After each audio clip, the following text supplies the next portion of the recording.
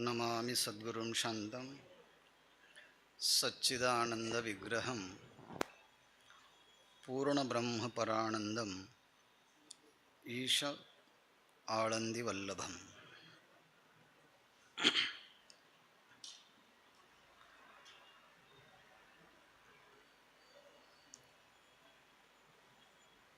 तीन 3600 क्रमांकाचा अभंग आहे.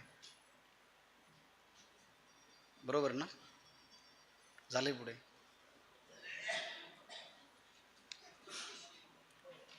छत्तीसशे एक 3600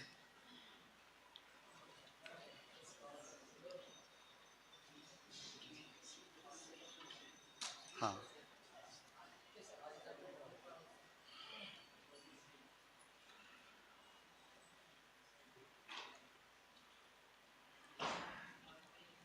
श्री संत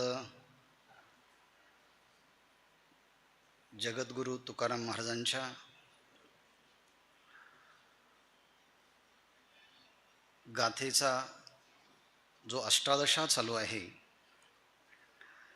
त्याचं पांगत चिंतन पूजनीय महाराजांच्या उपस्थितीमध्ये संपन्न होत आहे. आज आपण अभंग क्रमांक 3600 पासून सुरुवात करणार आहोत आणि 20 पर्यंत म्हणजे 36 ते 20 पर्यंत या सत्रातील अभंग आहे. या सत्रामध्ये वारकरी परत आल्यानंतर त्यांच्या दर्शनाने झालेला जो आनंद आहे ह्या अंतर्गत काही अभंगाचं चिंतन पूजनीय शांतीब्रह्म गुरुवर्य बाबांच्या श्रीमुखातून आपण सानंद श्रवण केलेला आहे. त्याच प्रकरणातील काही उर्वरित अभंग आणि त्यानंतर निर्याण प्रकरणातील काही अभंग म्हणजे एका प्रकरणाचा समारोप आणि दुसऱ्या प्रकरणाची सुरुवात आणि मध्यांतर असा ह्या सत्रातील अभंगाचे प्रकार म्हणता येईल. 18 दिवसापासून किंवा 18 दिवसापर्यंत त्याच्याही अगोदरपासून सुरुवात झालेला हा अष्टादशा पाहिल्यानंतर वेदकाळापासून मुनींनी जसं एकांतात बसून शास्त्रचिंतन करावं तसं हे सगळं दृश्य या अष्टादशाच्या माध्यमातून निर्माण झालेलं आहे. आणि हे दृश्य निर्माण करण्यासाठी लागणारी दृष्टी ही अष्टादशा आहे. फार विस्तार न करता लगेचच आपण उर्वरित अभंगाच्या पासून सुरुवात करूया. आजीची लाभे ब्रह्मांड ठेंगणे सुखी झाले मन कल्पवेणा. हा जो 36 क्रमांकाचा अभंग आहे या अभंगाला सुरुवात करण्यापूर्वी कोणत्या तरी एखाद्या शब्दाला स्पर्श करून अभंगाला सुरुवात करायला पाहिजे. तर आपण सर्वच मिळून अभंगाचं चिंतन करत आहोत. तर ह्या अभंगाचा शेवटचा शब्द आपण घेऊया आणि मग ह्या अभंगात आपण प्रवेश करूया. काय आहे? संत आले. जगद्गुरु तुकाराम महाराज म्हणतात, पंढरपूरवरून सगळे संत पांडुरंगाचं दर्शन घेऊन ते आता परत आले. म्हणजेच या 3600 क्रमांकाच्या अभंगातलं शेवटचं पद आहे संत आले. मग संत आले असताना त्या संतांच्या मुळे काय झालं? आजीचे लाभे. त्या संत घरी आले, संत आपल्याकडे आले, संतांचं दर्शन झालं, संतांचं पूजन झालं, संतांनी आपल्याकडे पाहिलं, आपणही त्यांच्याकडे काया वाचा मनाने पाहिलं. त्यामुळे त्यांच्या येण्याने, त्यांच्या उपस्थितीने, त्यांच्या दर्शनाने आज जो काही लाभ झाला त्या लाभाच्या पुढे ब्रह्मांड ठेंगणे. जो आनंद झाला आहे त्या आनंदाच्या पुढे आता ब्रह्मांड देखील ठेंगणं वाटू लागलं आहे, कमी वाटू लागलं आहे. अर्थात ब्रह्मांडाला व्यापून असलेला जो काही परमात्मा त्याचा संदेश आल्यामुळे तेवढाच आनंद झाला. आणि मग जो आनंद झाला तो कसा झाला तर मन सुखी झाले. माझं जे मन आहे ते आतून बाहेरून सबाह्य सुख संत दर्शनाची इच्छा खूप दिवसापासून होते. आर्तभूत माझा जीव जयासाठी माझा जीव आर्तभूत. ज्या संतांच्या दर्शनासाठी माझा जो जीव आहे, माझं जे अंतःकरण आहे, माझं जे मन आहे ते आर्तभूत होतं, म्हणजे आतुर होतं. सारखी तळमळ या संत भेटीची होती आणि त्यामुळे त्यांच्या झाल्या भेटी पायासवे त्यांच्या भेटी झाली. म्हणजे त्या संतांची भेट झाली, त्यांच्या पायाचं दर्शन झालं. त्यामुळे माझ्या अंतःकरणामध्ये अनेक दिवसांपासून जी आतुरता होती ती आतुरता पूर्ण झाली, तृप्ती झाली माझ्या सगळ्याच अवयवांची. त्याचं उपलक्षण म्हणून जगद्गुरु तुकोबाराय म्हणतात, वाटुली पाहता शिणले नयन,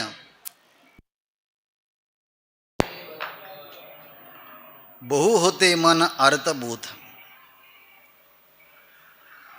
वाटुली पाहता त्या संतांच्याकडे माझा निरोप मी पाठवला होता की माझा निरोप पांडुरंगाला तुम्ही सांगा. आणि कदाचित माझा निरोप या सगळ्या संतांनी पांडुरंगाला दिला असेल, परमात्म्याने तो निरोप ऐकला असेल आणि माझ्यासाठी उत्तरही त्यांनी काहीतरी पाठवलं असेल. त्यामुळे माझ्या निरोपाचे आणिले उत्तर नाही. पाहता वाटुली पाहता शिणले नयन, नयन वाटुली पाहता शिणले. माझे डोळे ते संत परत कधी येतील ह्या भूमिकेतून भूपाळी अभंगाच्या मध्ये जसं वर्णन केलं होतं, जाती या पुसे येत काय येती या पुसे जाती या धाडे निरोप, पंढरपुरी आहे माझा मायबाप. अर्थात माझा निरोप मी पाठवला होता, संत काय निरोप घेऊन येतील असं मी आतुरतेने वाट पाहत होतो. त्यामुळे ते वाट पाहता पाहता नयन शिणले, वाटुली पाहता नयन शिणले. आणि त्यामुळे माझे डोळे थकले होते, कारण बहु आर्तभूत मन होते. माझ्या अंतःकरणामध्ये, माझ्या मनामध्ये खूप आतुरता होती की संत माझ्यासाठी काय निरोप घेऊन येतील. आणि माझी तृप्ती, माझी तळमळ, माझी जिज्ञासा कशी निर्माण झालेली आहे ती कशी पूर्ण होईल याकरता मी वाटच पाहत होतो. माझ्या निरोपाचे आणिले उत्तर, होईल समाचार सांगती तो. माझ्या निरोपाचे उत्तर आणिले. मी जो निरोप दिला होता देवासाठी तो देवाने ऐकला आणि त्याच्या मोबदल्यामध्ये, माझ्या शब्दाच्या मोबदल्यामध्ये देवाने मला जे काही उत्तर पाठवलं आहे, निरोपाचे उत्तर संतांनी आणले. संतांनी माझ्या प्रश्नाचं उत्तर ते घेऊन आले आहेत. आणि त्यामुळे ते आल्यानंतर त्यांची आणि माझी चर्चा होईल. ती चर्चा कशी होईल? बोधयंत, माझ्यापेक्षा काही मोठे असतील, माझ्यापेक्षा काही छोटे असतील, माझ्या बरोबरीचे असतील, म्हणून मी काही प्रश्न विचारेल, त्यांना मी सांगेल. याप्रमाणे त्यांची संगती होईल आणि समाचार ते मला सांगतील. याप्रमाणे तुकोबाराय म्हणतात, तुका म्हणे भेटी निवारिला ताप, फळले संकल्प संत आले. संत आले, त्यांची भेटी झाली आणि त्यांच्या भेटीमुळे तो ताप आता निवारला, शांत झाला. आणि माझ्या अंतःकरणामध्ये जो संकल्प होता तो संकल्पही आज फळाला आला आहे. संकल्प फळले, ताप निवारला. याचं कारण एक आहे, संत आले. संत आज भेटीला आले आणि त्यामुळे हा आनंद झालेला आहे. आणि तो आनंद झाला. याची उपमा देताना जगद्गुरू तुकोबाराय माहेराची आठवण करून देतात त्या पुढच्या अभंगात. आजी बरवे झाले माझे माहेर भेटले. जगद्गुरू तुकोबारायांनी माहेर पंढरपूरला म्हटलेलं आहेत. आणि माहेर त्यालाच म्हणतात जिथे आपले आईवडील राहतात. पंढरपुरी आहे माझा मायबाप.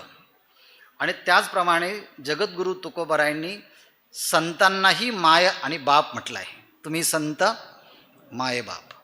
अर्थात मायबाप शब्दाचा प्रयोग जगद्गुरू तुकोबाराय आपल्या अभंगामध्ये कधी संतांसाठी वापरतात तर कधी तो पांडुरंग परमात्म्यासाठी वापरतात.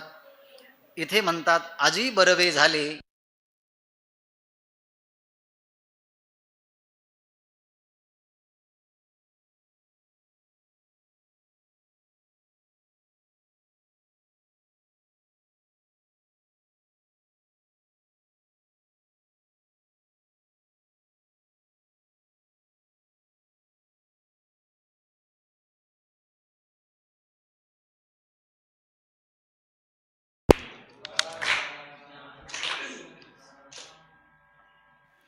माझे माहेर भेटले. इथे माझे माहेर भेटले या म्हणण्याचा अर्थ आहे माझे मायबाप भेटले. पण कोणते मायबाप? संत मायबाप आज मला या ठिकाणी भेटले. आणि ते भेटल्यामुळे असं वाटायला लागलं आज माझं माहेरच भेटलं आहे की काय.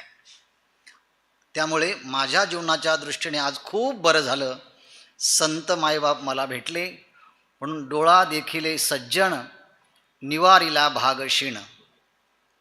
सतनाम परमात्मा आणि तो परमात्मा ज्यांना प्राप्त झालेला आहेत किंवा त्या परमात्म्याचे जे जन आहेत ते सज्जन आहेत. आणि असे सज्जन मी डोळ्यांनी पाहिलेत. सज्जन डोळ्यांनी पाहणं म्हणजे प्रत्यक्ष परब्रह्म डोळ्यांनी पाहण्यासारखाच आहे. आत्मज्ञाने चोखडी संतही माझी रुपडी तेत दृष्टी पडो आवडी कामिनी जैसी.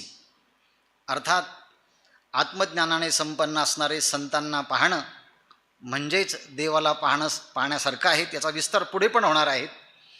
पण आताच सांगून ठेवतो न विसरलं तर.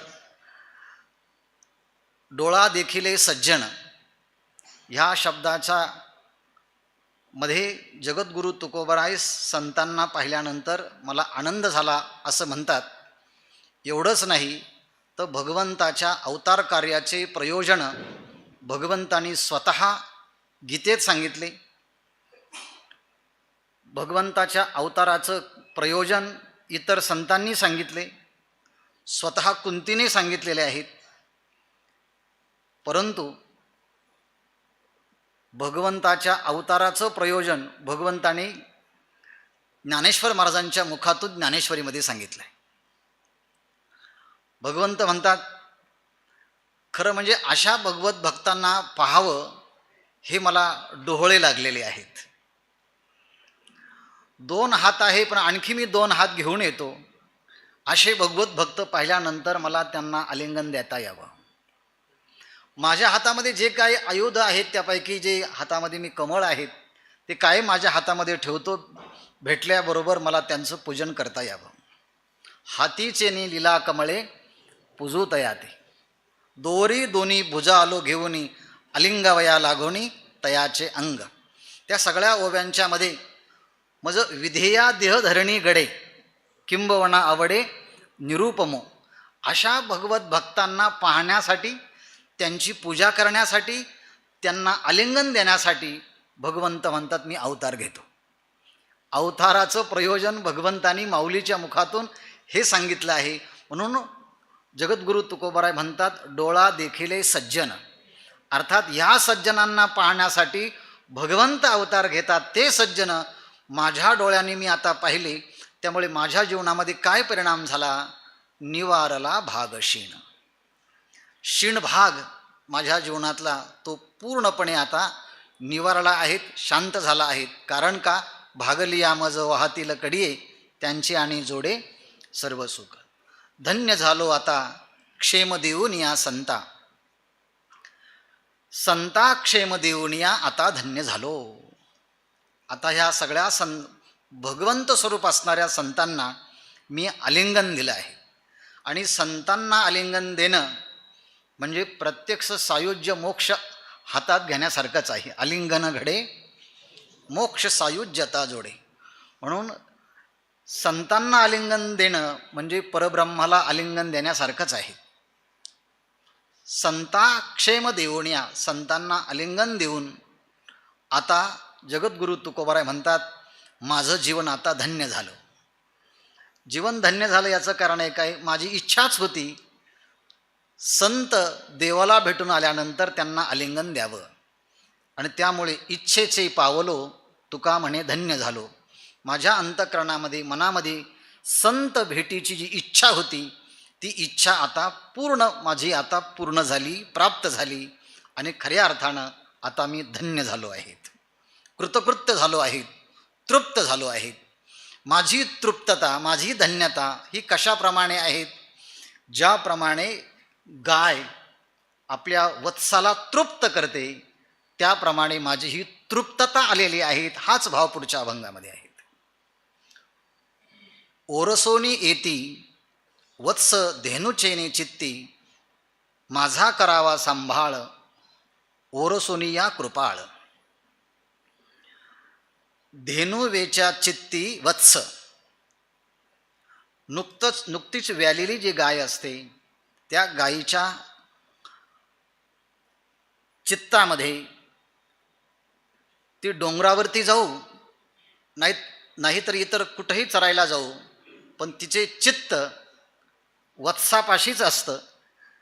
हे आपल्याला ऐकल्यानंतर अनेक ओव्यांची आठवण होईल आणि त्या ओव्या सांगून आपण वेळ घेणार नाहीत.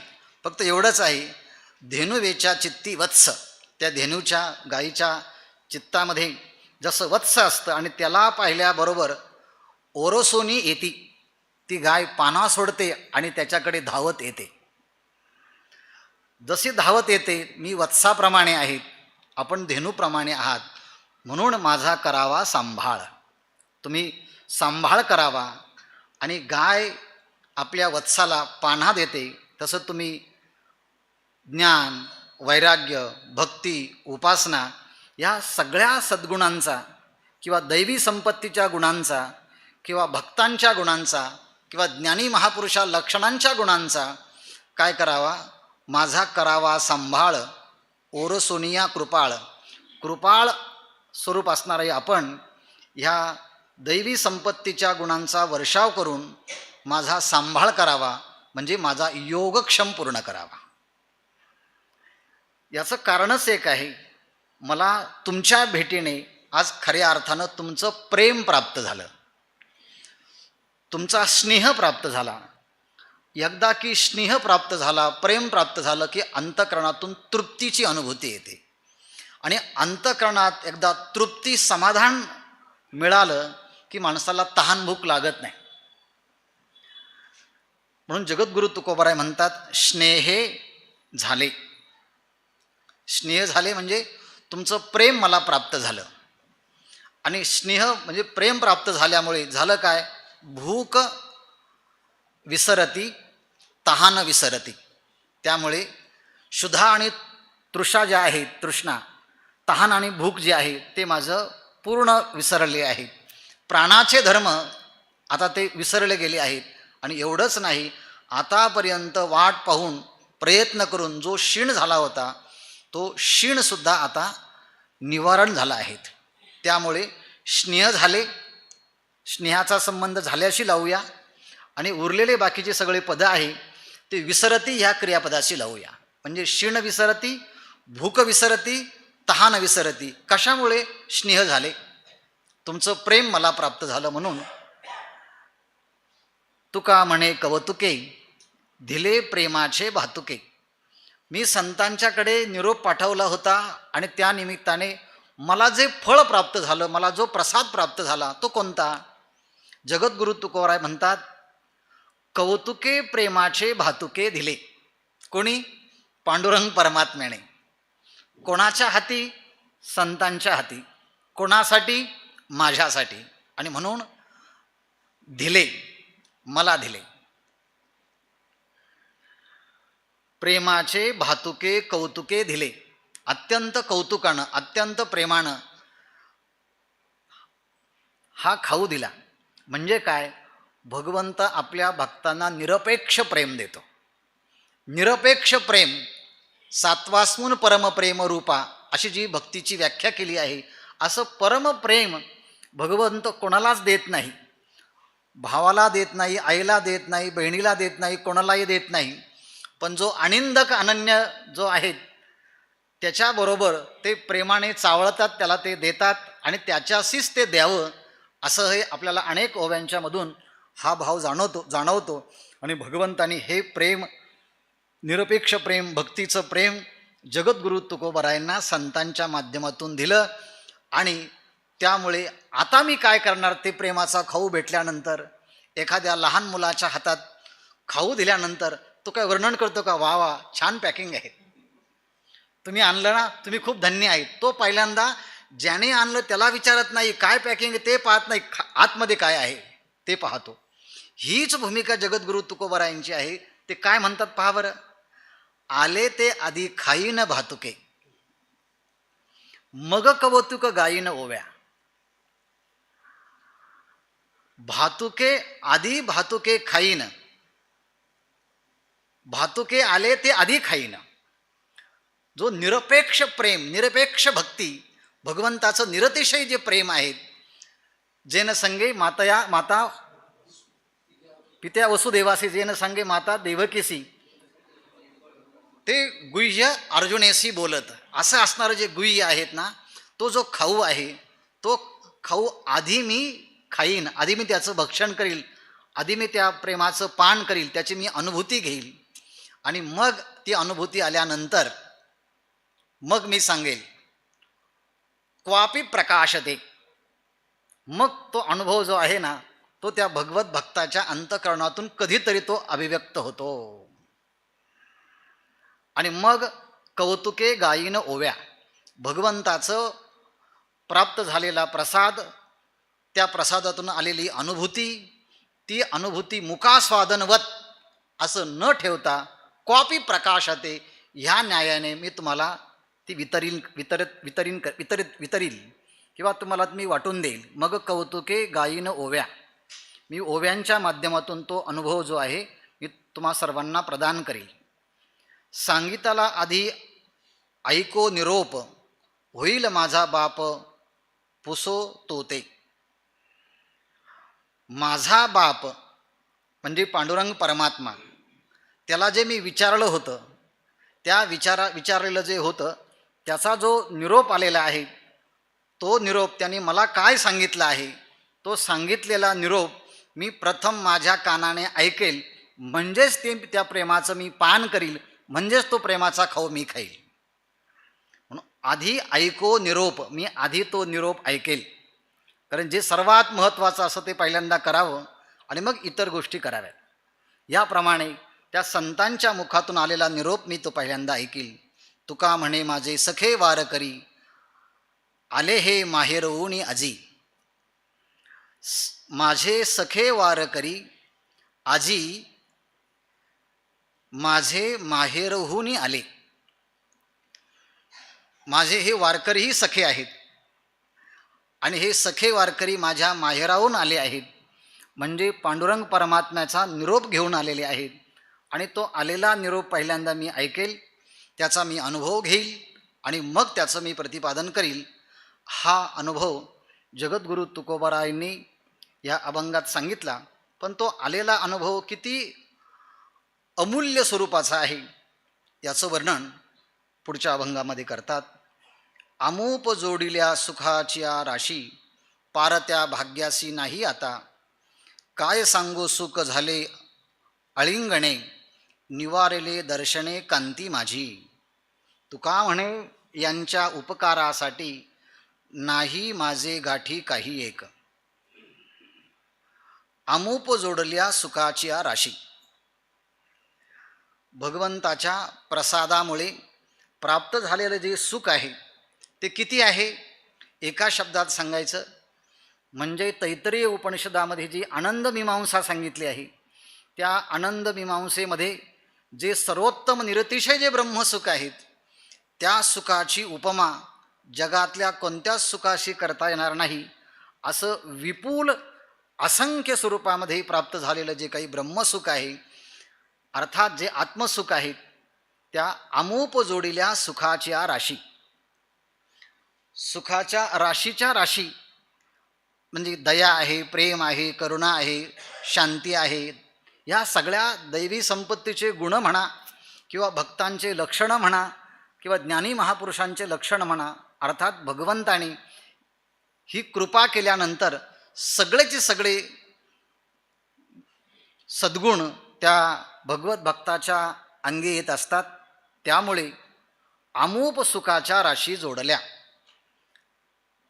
विवेक, वैराग्य, समाधी षटक, मुमुक्षुत्व हे सगळे सद्गुण ज्ञानाचे संबंधी म्हणा, भक्तीच्या संबंधाचे म्हणा किंवा योगाच्या संबंधाचे म्हणा, यम, नियम, आसन, प्राणायाम, प्रत्याहार, धारणा, ध्यान आणि समाधी, अर्थात योग साधनेच्या संबंधाने म्हणा, ज्ञान साधनेच्या संबंधाने म्हणा, भक्ती साधनेच्या संबंधाने म्हणा, त्यातले सगळे जे गुण आहेत ते मला प्राप्त झाल्यानंतर पार त्या सुखासी नाही. आता त्या सुखासी पार नाही, त्या सुखाला आता पारावार नाही. एवढा आनंद, एवढं सुख मला प्राप्त झालं.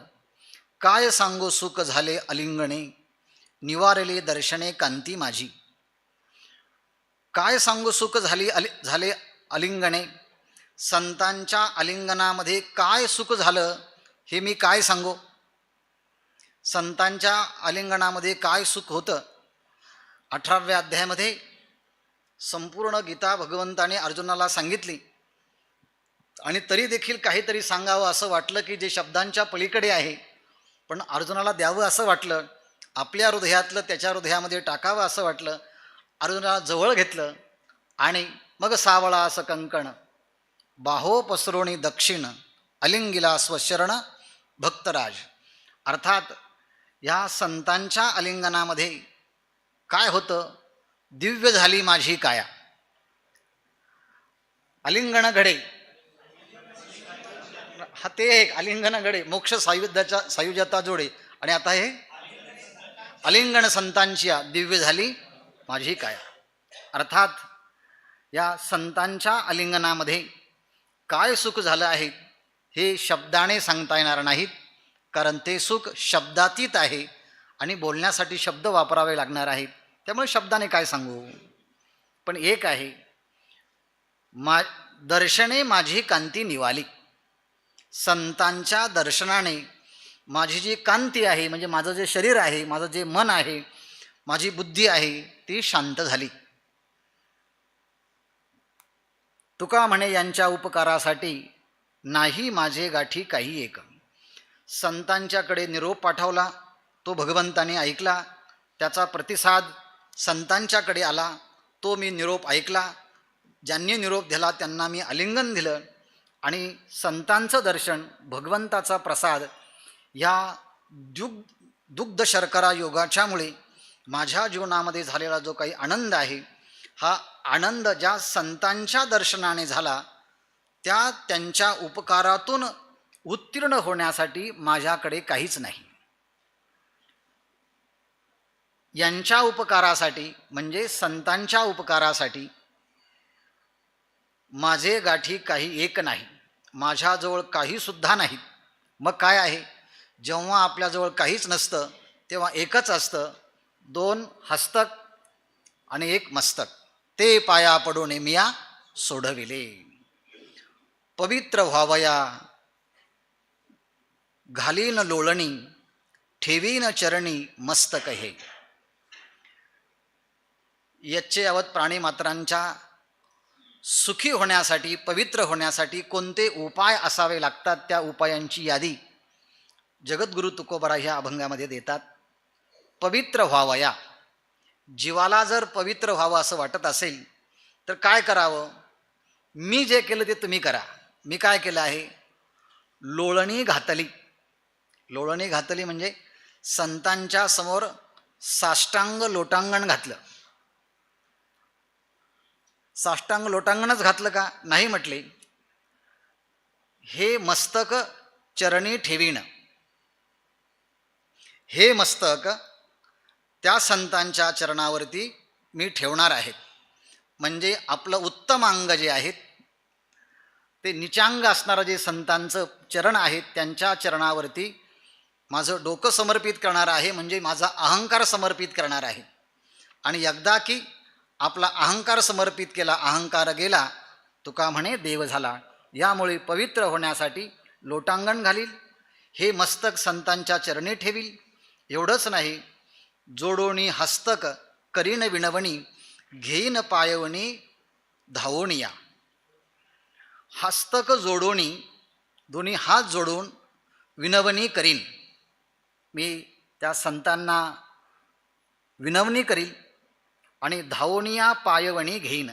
पळत जाईल, धावत जाईल, तत्परता दाखवील आणि त्यांच्या पायाजवळ जाऊन त्यांची पाद्यपूजा करील, त्यांची पायाची मी सेवा करील आणि त्यांचं मी तीर्थ घेईल.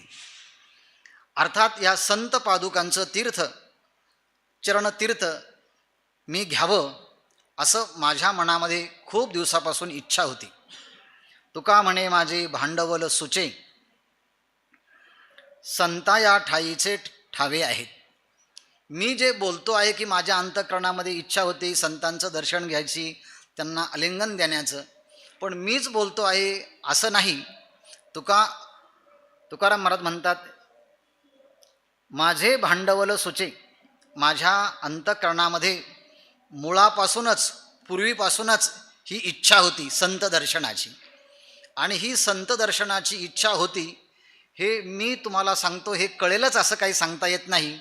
पण ज्यांच्यासाठी ही इच्छा होती त्यांना कळल्याशिवाय राहणार नाही. त्याचं कारण त्यांच्यासाठी शब्दाचा प्रयोग करतात कवी. संता हे ठाईचे ठावे आहे. संतांना हे मुळातच माहिती आहे. भगवंतालाही कवी म्हटलं आहे आणि संतांनाही कवी म्हटलं आहे. 8व्या अध्यायामध्ये भक्त जेव्हा भगवंताचं ध्यान करतो, ध्यान करण्यासाठी जे जे शब्द वापरलेले आहेत त्या शब्दाच्या मध्ये भगवंतासाठी कवी शब्दाचा प्रयोग केला आहे. कवीम पुराण मनुषासितारम, की काय भगवंताने सांगितलं आहे. तसं जगद्गुरू तुकोबारायांच्या मुखातून निघालेले शब्द म्हणजे वेदच आहेत. यामध्ये यत्किंचितही संशय नाही. पण जेव्हा जगद्गुरू तुकोबाराय वैकुंठाला जेव्हा जातात तेव्हा त्या शब्दांना, इतर बोललेले जे शब्द आहेत त्यांना ती किंमत आहेतच आहे, पण ह्या शब्दांना त्यापेक्षा जास्त किंमत आहे. म्हणून त्या शब्दांच्या मध्ये निर्याणाच्या प्रकरणातले महाराज काय बोलले असतील, त्यातल्या एका एका शब्दाचा सार जगद्गुरू तुकोबारायांनी कसा एकत्रित आणलेला असेल तो एवढ्या कमी वेळामध्ये एका वाणीने सांगणं शक्य नाही. पण तरी देखील ते जगद्गुरू तुकोबारायांचे हे सगळे शब्द सूत्राच्या माध्यमातून मांडलेले आहेत. आणि ते शब्द किती महत्त्वाचे आहेत हे आपल्याला सगळ्यांना माहिती आहेत. म्हणून हे महत्त्वाचे शब्द निर्याणपर प्रकरणातील शब्द म्हणजे जसे शेवटचे शब्द असतात ना, तसे तुकोबारायांच्या देहधारी आयुष्यातील हे शेवटचे शब्द आहेत. म्हणून या शब्दांना अतिशय किंमत आहे. म्हणून यथामती आता अवकाशामध्ये आपण या काही अभंगाचा विचार या माध्यमातून करणार आहोत. आपल्या सगळ्या वारकऱ्यांना निश्चित अशी अनुभूती आहे, असा विश्वास आहे, अशी धारणा आहे की जगद्गुरू तुकोबाराय हे सदैव वैकुंठाला गेलेले आहेत. हे आपल्याला भक्तीच्या माध्यमातूनही सिद्ध करता येऊ शकतं, ज्ञानाच्या माध्यमातूनही सिद्ध करता येऊ शकतं, योगाच्या माध्यमातूनही सिद्ध करता येऊ शकतं, पौराणिक सिद्धांताच्या माध्यमातूनही सिद्ध करता येऊ शकतं. किंबहुना जगद्गुरू तुकोबारायांनी पांडुरंग परमात्म्यासाठी जे शब्द वापरले त्या सगळ्या शब्दांचं चिकित्सक जर विश्लेषण केलं तर ते सगळे शब्द, जे शब्द देवाला लागू पडतात तेच सगळे शब्द जगद्गुरू तुकोबारायांना सुद्धा लागू पडतात आणि त्यामुळे जगद्गुरू तुकोबाराय म्हणजे पांडुरंग परमात्माच आहे. आणि म्हणूनच पांडुरंग परमात्म्याने जया पूजले आदरे पांडुरंगे अशा शब्दामध्ये जगद्गुरू तुकोबारायांचं जे वर्णन आहे ते वर्णन आपण ह्या अभंगातून पाहूया. शोधिताची नये म्हणून ओळगतो पाय, आता दिसो न हे जना ऐसे करी नारायणा.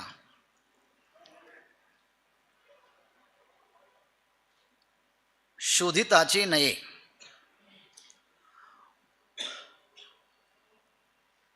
तत्वज्ञानातला विद्यार्थी असो किंवा वैज्ञानिक विद्यार्थी असो,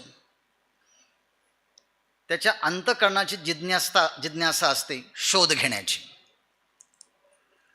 आणि शोध कशाचा घ्यायचा तर तत्वाचा शोध घ्यायचा. आणि या तत्वाच्या शोधातून काहीतरी शोधायचं असतं. पण ह्या भौतिक जगतामध्ये कितीही आपण शोध घेतला तर हा सगळा शोध हा द्वैताचा असतो, सगळा शोध हा भेदातला असतो आणि सगळा शोध हा त्रिपुटीतला असतो. परंतु वेदांत शास्त्रामध्ये आपण ज्याचा शोध घ्यायला जातो त्याचं वर्णन करताना असं म्हटलंय, मनाची नखी न लगे जेत बुद्धीची दृष्टी न रिघे, ते इंद्रियाकीर जोगे काय होईल. जिथे तर्क चालू शकत नाही, बुद्धी चालू शकत नाही, मनाची इंद्रियांची धाव चालू शकत नाही, आणि म्हणून अशा स्वरूपामध्ये त्या तत्वाचा शोध घ्यायला गेलं तर त्या निर्गुण निराकार तत्वाचा शोध कोणत्याही माध्यमातून घेता येत नाही. शोधिताचे नये, तो शोधता येत नाही. म्हणून असं जे काही निर्गुण निराकार तत्व आहे ते शोधता येत नाही.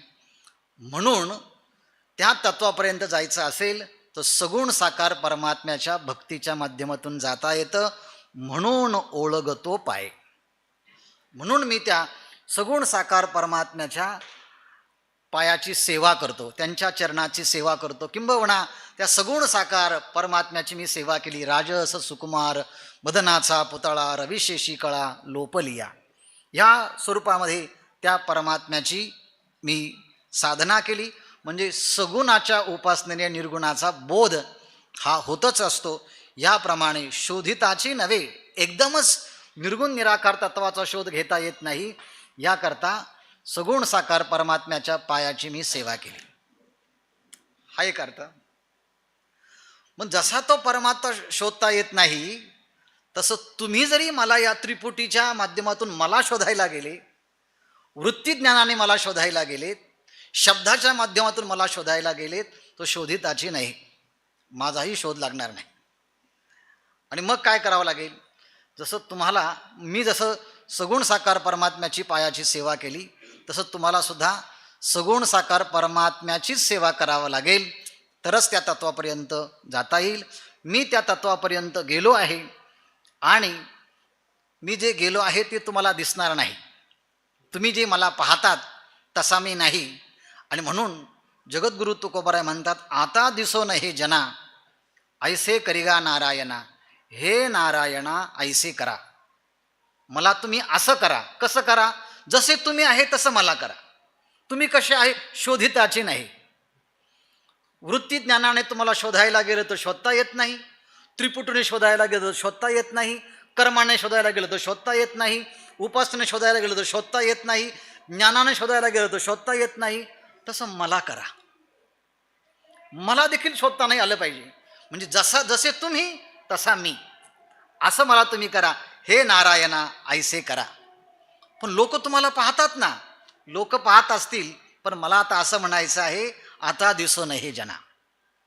जनांना आता मी जसा दिसत होतो द्वैताच्या माध्यमातून, भेदाच्या माध्यमातून, त्रिपुटीच्या माध्यमातून, आता मला असं वाटत नाही असं दिसू नये. आता दिसो न हे जना ऐसे करा नारायणा. याचं कारण एक आहे, या लोकांच्या मध्ये मी राहिलो ना आतापर्यंत. ज्या लोकांनी मला आता पाहिलं आणि ज्या लोकांना मी आता पाहिलं, ज्यांनी मला पाहिलं आणि मी त्यांना आता पाहिलं, मग त्यांनी कुठे मला पाहिलं? मी त्यांना पाहिलं पण त्यांनी मला कुठं पाहिलं, आणि म्हणून ज्या लोकांनी मला पाहिलं पण पाहिलं नाही म्हणून आता परतोनी मन गेले ठाईच मुरोणी, ज्याला योगाच्या भाषेमध्ये प्रत्याहार असं म्हणतात. म्हणजे या सगळ्या प्रपंचापासून जे मन आहेत ना ते मन आता मन परतोनी गेले.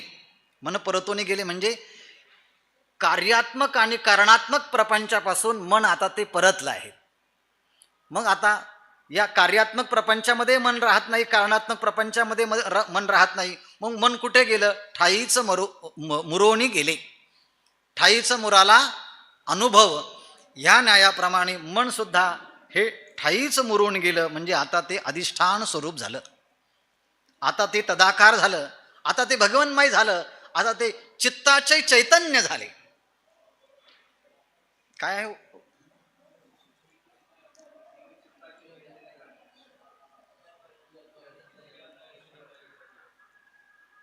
चित्तासी परमपुरुषाची मोहर, तेवी सदाभ्यासे निरंतर. मग लावी श्री राव अथवा जावं, पुढची होई. मग नानागती ते पावविते, ते चित्तवरील आत्मयाते. नाही मग कवन आठवी देहाते गेले की आहे, चित्ताचे चैतन्य झाले. घनानंद ते तर यातायात निमाले घनानंदाचे, अर्थात चित्ताचं चैतन्य झालं.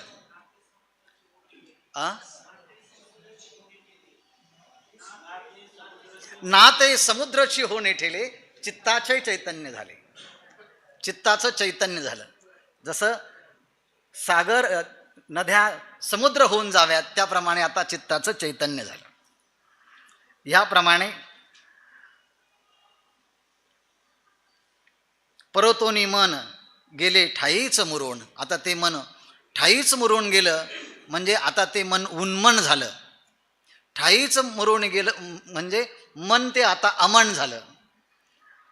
अमन झालं, उन्मन झालं, मन राहिलं नाही असं म्हणा. आणि मग विसरला तुका, बोलो चालो झाला मुका. खरं म्हणजे असे जीवनमुक्त पुरुष चालतात कसे, बोलतात कसे, राहतात कसे, अशी जिज्ञासा अनेक जिज्ञासू साधक भक्त असेल तर देवाला विचारतात आणि शिष्य असेल तर गुरुला विचारतात. जसं की दुसऱ्या अध्यायामध्ये विचारलंय की नाही, स्थितप्रज्ञस्य का भाषा समाधिस्तस्य केशव स्थितधिक किम प्रभासेत किमासीत व्रजेत किम. तो स्थितधी संपन्न असलेला पुरुष कसा बोलतो, कसा चालतो याचं वर्णन आलेलं आहे. परंतु हा समाधिस्थ जेव्हा होतो तेव्हा जगद्गुरु तुकोबराय म्हणतात माझी स्थिती आता तुम्हाला लक्षणांनी पाहता येणार नाही. याचं कारण एक आहे, विसरला तुका, बोलो चालो झाला मुका. तुका बोलो चालो विसरला मुका झाला. तुका मुका झाला, तुका बोलो विसरला, तुका चालो विसरला. जसं आता दैनंदिन व्यवहाराचे जे काही लौकिक व्यवहार असतो, आता जगद्गुरु तुकोबराय म्हणतात माझ्याकडनं लौकिक व्यवहाराची जबाबदारी आता तुम्ही माझ्याकडनं घेऊ नका, माझ्याकडनं ती पूर्ण होणार नाहीत. याचं कारण एक आहे, आतापर्यंत मी बोललोच आहे पण माझ्या आता एक लक्षात आलं आहे, जे जे बोललं जातं ते नाही आणि जे जे ते आहे ते बोललं जात नाही. जे जे बोलो ते नव्हे, होय ते न बोलवे. जे जे बोललं जातं ते नाही आणि जे ते आहे ते बोललं जात नाही, मग बोलायचं कशाला? बोलो नाही, बोलो विसरला, चालो विसरला. आता जे क्रियेनेच प्राप्त होत नाही, जिथे क्रिया कोणतीच नाही तिथे क्रिया करून दाखवणार तरी काय? म्हणून चालो विसरला आणि बोलो विसरला. आणि तुका मुका झाला. मुका झाला म्हणजे काय? जे मनाच्या पलीकडे आहे, बुद्धीच्या पलीकडे आहे, इंद्रियांच्या पलीकडे आहे, जे सगळ्यांच्या पलीकडे आहे. इंद्रियानी परान्याहू इंद्रियभ्य परम मना, मनसस्तु परा बुद्धे ये बुद्धे परतस्तु सहा. जे बुद्धीच्याही पलीकडे आहे आणि जे बुद्धीच्याही पलीकडे आहे अशा तत्वाच्या स्वरूपाच्या मध्ये अंतःकरण आता स्थित झालं. तिथे बोलताही येत नाही आणि बोललंही जात नाही. मौनगा तुझे राशी नाव, किंवा चांगदेव 65 म्हटल्याप्रमाणे मौनाचेही निपटणे पिऊन गेले. जिथे मौन यालाही मौन पडावं अशी स्थिती झाल्यामुळे तुका मुका झाला. मुका झाला म्हणजे ब्रह्मतत्व ते अस्पर्शित आहे, अचुंबित आहे. तशी स्थिती माझी झाल्यामुळे आता तुका बोलो विसरला, तुका चालो विसरला आणि तुका मुका झाला म्हणजेच परब्रह्म झालेत. आणि मग तुम्हाला आता हे जग कसं दिसतं हो? ते म्हटले रज्जू सर्पाकार भासी येले जगडंबर, म्हणून आवडती पाय घेतो आलाय बलाय. दृश्य द्रुमाकार लाणी केलो सर्वस्वासी धणी, तुकी तुकला तुका विश्वभरोनी उरला लोका. या सगळ्याच पदांचं पूर्णपणे वर्णन करता येईलच असं काही सांगता येत नाही, शक्यही नाही ते. पण जितकं शक्य आहे एका एका पदाबद्दल आपण बोलत जाऊया. जगडंबर भासी येले, मला हे सगळं दिसणारं जगत जे आहे ना ते जगत भासलं आहेत. कशाप्रमाणे भासलं आहेत? रज्जू सर्पाकार जगडंबर भासी येले. जेव्हा रज्जूवर सर्प प्रतीतीला येतो भ्रमकालामध्ये, तेव्हा आपण भासला असं म्हणत नाही, तेव्हा तो सत्य समजतो आपण त्याला. पण जेव्हा आपल्याला अधिष्ठानाचं ज्ञान होतं आणि मग आपल्याला विचारलं जातं तुम्ही पळत चालला होता काय हो, तुम्ही काय खरंच सर्प पाहिला होता का? तेव्हा त्या रज्जूचं म्हणजे अधिष्ठानाचं यथार्थ जेव्हा ज्ञान होतं तेव्हा त्या अनुभूतीचा जेव्हा आपण अनुवाद करतो तेव्हा ते अनुवाद करताना म्हणतो अहो सर भासला होता. भासला होता म्हणजे तो खोटा प्रतीतीला आला होता. का आला होता? अधिष्ठानाचं यथार्थ ज्ञान नव्हतं म्हणून. आणि म्हणून अधिष्ठानाचं यथार्थ ज्ञान झालं. आणि अधिष्ठानाचं यथार्थ ज्ञान झाल्यानंतर एक लक्षात येतं, आद्यस्थ पदार्थ हा अधिष्ठानावरच भासतो. म्हणून हे सगळं विश्व हे अध्यस्थ आहे आणि परमात्मा हा अधिष्ठान आहे, त्याच्यावरती जगत भासलं. अध्यस्थ पदार्थ अधिष्ठानावरच भासतो, अधिष्ठाना एवढाच भासतो. आणि जिथे तो भासतो तिथे त्याचा त्रैकालिक अत्यंत अभाव असतो. आणि त्यामुळे मला त्या अधिष्ठान तत्वाचं बोध झाला, ज्ञान झालं, त्या परमात्म्याचा साक्षात्कार झाला. आणि त्यामुळे आता ह्या जगाकडे जेव्हा मी पाहतो मला तशाप्रमाणे दिसतं, जगडंबर रज्जू सर्पाकार भासेले. रज्जूवर रज्जूचं म्हणजे अधिष्ठानाचं यथार्थ ज्ञान झाल्यानंतर जसा मिथ्या सर्प प्रतीतीला यावा त्याप्रमाणे हे संपूर्ण जगत जे आहे ते मिथ्या मला प्रतीतीला येतं.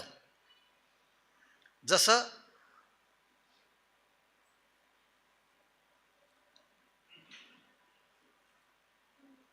दुसरा दृष्टांत दिला जातो,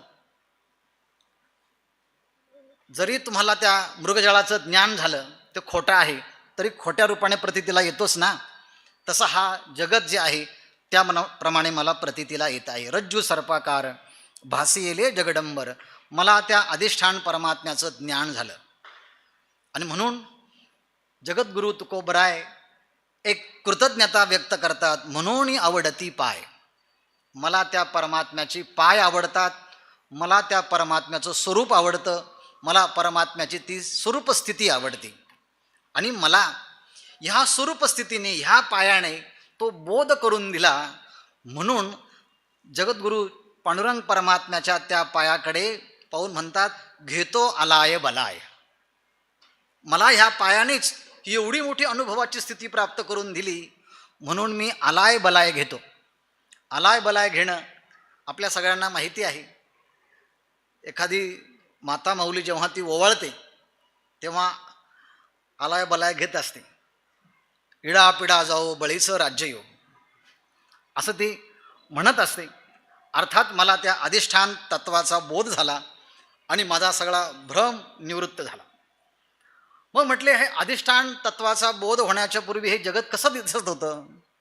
तर त्या जगताची तुलना उपनिषदांनी जशी केली आहे, भगवद्गीतेने जशी केली होती, तशीच जगद्गुरु तुकोबराय म्हणतात, दृश्य द्रुमाकार लाणी केलो सर्वस्वासी धणी.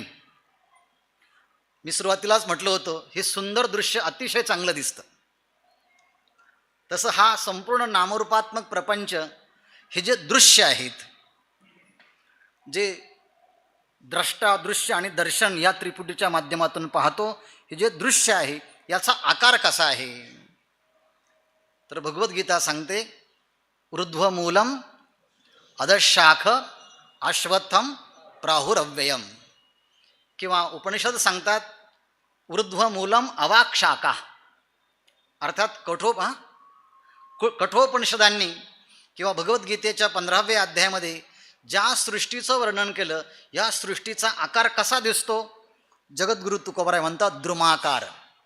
द्रुमाकार म्हणजे या वृक्षाच्या आकाराकार हे जे दृश्य दिसतं आहे ना, हे दृश्य द्रुमाकार लाणी,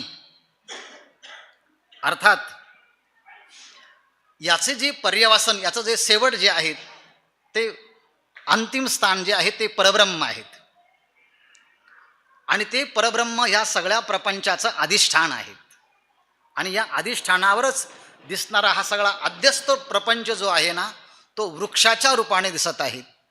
आणि असं जे अधिष्ठान तत्व, ज्याला तुम्ही उत्तम पुरुष म्हणतात, ज्याला तुम्ही अधिष्ठान म्हणतात, ज्याला तुम्ही परब्रह्म म्हणतात, ज्याला तुम्ही दृङ्मात्र म्हणतात, ज्याला तुम्ही सर्व सृष्टीचा संचालक म्हणतात, तो मी झालो आहे. आता केलो सर्वस्वासी धनी, सर्वस्वासी धनी केलो. याचा अर्थ असा आहे, जोग महाराजांनी केला, सर्वस्वासी धनी केलो म्हणजे मी आता सर्वस्वाचा आता मी मालक झालो आहे. या जसा परमात्मा या सृष्टीचा मालक आहे, गतिर्भरता प्रभू साक्षी निवास शरणम सुहृद, तसाच मी झालो असल्यामुळे मी सर्वस्वासी धनी केलो म्हणजे सर्वस्वाचा धनी झालो. आणि दुसरा आहे सर्वस्वासी धनी केलो, मी सर्वस्वाचा आता धनी म्हणजे तितक्या तृप्ततेने झालो आहे. जसा परमात्मा तृप्त आहे ना, तसा मी तृप्त झालेलो आहे. म्हणजे तृप्तीच्या माध्यमातून धनी शब्दाचा अर्थ घ्या किंवा मालक या अर्थाने धनी शब्द घ्या. दृश्य द्रुमाकार लाणी, अर्थात संपूर्ण वृक्षाकार असणारा हा सगळा प्रपंच, त्याला अधिष्ठान जे परब्रह्मतत्व, ते परब्रह्मतत्व मी झालो आहे. आणि त्यामुळे मी सुद्धा आता विश्वाचा मालक झालो आहे. त्यामुळे माझी तुलना आता करायचीच झाली तर त्या परमात्म्याशी करता येईल. तुकी तुकला तुका, विश्व भरोणी उरला लोका. तुकी तुकला तुका, जगद्गुरु तुकाराम महाराज म्हणतात, माझी तुलना, माझी बरोबरी जर करायची असेल तर ती आता परब्रह्माशीच करता येईल. तेही फक्त औपचारिक भाषेमध्ये. जसं रामेश्वर भट्टांनी म्हटल्याप्रमाणे तुकिता तुलनेशी ब्रह्म तुकासी आले, म्हणून रामेश्वरे चरणी मस्तक ठेविले. ह्याप्रमाणे जगद्गुरु तुकाराम महाराज म्हणतात, आता जे परब्रह्माचे लक्षण तेच माझे लक्षण आहे, जी परब्रह्माची स्थिती तीच माझी स्थिती आहे. असं मी म्हणतो म्हणून नाही, श्रुतीने सुद्धा परमात्म्याचं लक्षण करताना जे वापरलं तेच माझ्यासाठी सुद्धा आहे. काय वापरलं आहे? श्रुती सांगते परमात्मा कसा आहे, सभूमीं विश्वतो वृत्वा अत्यतिष्ठत दशांगुलम. तो परमात्मा कसा आहे, सभूमीं विश्वतो वृत्वा. तो परमात्मा असा आहे, सगळ्या विश्वाला त्या परमात्म्याने व्यापून टाकलं असताना सुद्धा तो परमात्मा अजूनही दशांगुल तो शिल्लक आहेत. जसे हे वेदातले शब्द आहेत तसे जगद्गुरु तुकोबारायांचे शब्द आहे. पहा, विश्वभरोणी. विश्वभरोणी असं म्हणत असताना सभूमी विश्वतो वृत्वा, सगळ्या विश्वाला तो भरून उरलेला तो भरून राहिला तो परमात्मा आहे. पुरुष सूक्तातलं हे शब्द आहे, सभूमी विश्वतो वृत्वा. तसा मी सुद्धा विश्व भरून आहे आणि तो परमात्मा अत्यतिष्ठत दशांगुलम, आणि मी सुद्धा उरला लोका. मी सुद्धा ह्या सगळ्या लोकांना भरून उरलो आहेत असं म्हणा. कोणी म्हणेल नाही आम्हाला हे शब्द वेगळे घ्यायचे आहेत. म्हटले वेगळे घ्या. कसे घ्या? विश्वभरोणी जगद्गुरु तुकोबाराय स्वरूपाच्या दृष्टीने पाहिलं तर आता परब्रह्म स्वरूपाने आता सगळ्या जगाला भरून आहेत ते. पण तरी देखील अजूनही आम्ही जगद्गुरु तुकोबारायांना तुकोबाराय म्हणून पाहतोय. ते आमच्याशी बोलत आहेत, ते आमच्याशी व्यवहार करत आहेत. मग असं जर असेल तर उरला लोका, जगाच्या उपकारासाठी हा देह उरला आहे, त्याच्यासाठी उरला आहे. तसं जर पाहिलं तर आता विश्वाला भरूनच तो राहिला आहे. शून्यस्थावर जंगम व्यापुणी राहिला अकळ, बाप रखुमा देवरू श्री विठ्ठल. तसाच मी पण झालेलो आहे. तुका म्हणे आता उरलो उपकारा पुरता, म्हणून आता लोका उरला म्हणजे लोका उपकारा पुरता उरला. म्हणून लोकांना परोपकारा करता उरला असल्यामुळे मी जेव्हा भगवंताच्या समोर जातो तेव्हा भगवंताला दास म्हणूनच मी त्यांना विनंती करत असतो. हाच आशय पुढच्या अभंगात आहे. म्हणवितो दास.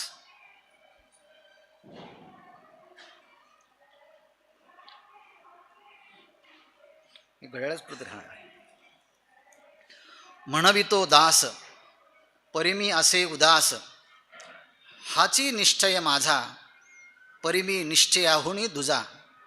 सरते कर्तृत्व माझ्याने परिमी त्याहुनी असे भिन्न, तुका तुकासी तुकला तुका तुका होणे निराळा. म्हणविता दास परिमी असे उदास. दास म्हणवितो. देहदृष्टीने जर मी पाहिलं तर मी भगवंताचा दासच आहे आणि हेच मागणं करतो, तुमच्या दासींचा दास करून ठेवा, आशीर्वाद द्यावा हाची मज. तुमच्या दासांचा दास करून ठेवा मी अशी तर प्रार्थना करतो, पण स्वतःला मी म्हणतो म्हणवितो दास. हे म्हणणं म्हणजे देहदृष्ट्या तू दासोहम, हे जे बोलणं आहेत ना हनुमंतरायाचं, त्याचप्रमाणे हे जगद्गुरु तुकोबारायांचंही बोलणं आहे, म्हणवितो दास. पण दास जरी म्हणत असलो तरी एका देहदृष्टीने दास आहे, पण ब्रह्मदृष्टीने उदास आहे ना. परिमी असे उदास. उदास म्हणजे ऊर्ध्वम, जे सगळ्यांच्यापेक्षा श्रेष्ठ आहे. मगाशी म्हटल्याप्रमाणे इंद्रियांनी परान्याहू इंद्रियभ्य परम मनः, मनसस्तु परा बुद्धे यो बुद्धे परतस्तु सा. बुद्धीच्या पलीकडे असणारं परतत्व आहे, त्या तत्वाच्या मध्ये आसीन मी त्यामध्ये स्थित झालो असल्यामुळे परिमी असे उदास. परिमी म्हणजे आत्मदृष्टीने मी आता परब्रह्म स्वरूप आहे, म्हणजे मी उदास आहे. आणि हा काय आहे, हाची निश्चय माझा, हा माझा निश्चय आहे. पण हा जरी माझा निश्चय असला की मी परमात्म स्वरूप आहे, मी चिदानंद स्वरूप आहे, हा बुद्धीने केलेला निश्चय आहे. परंतु बुद्धीचा निश्चय म्हणजे मी नाही.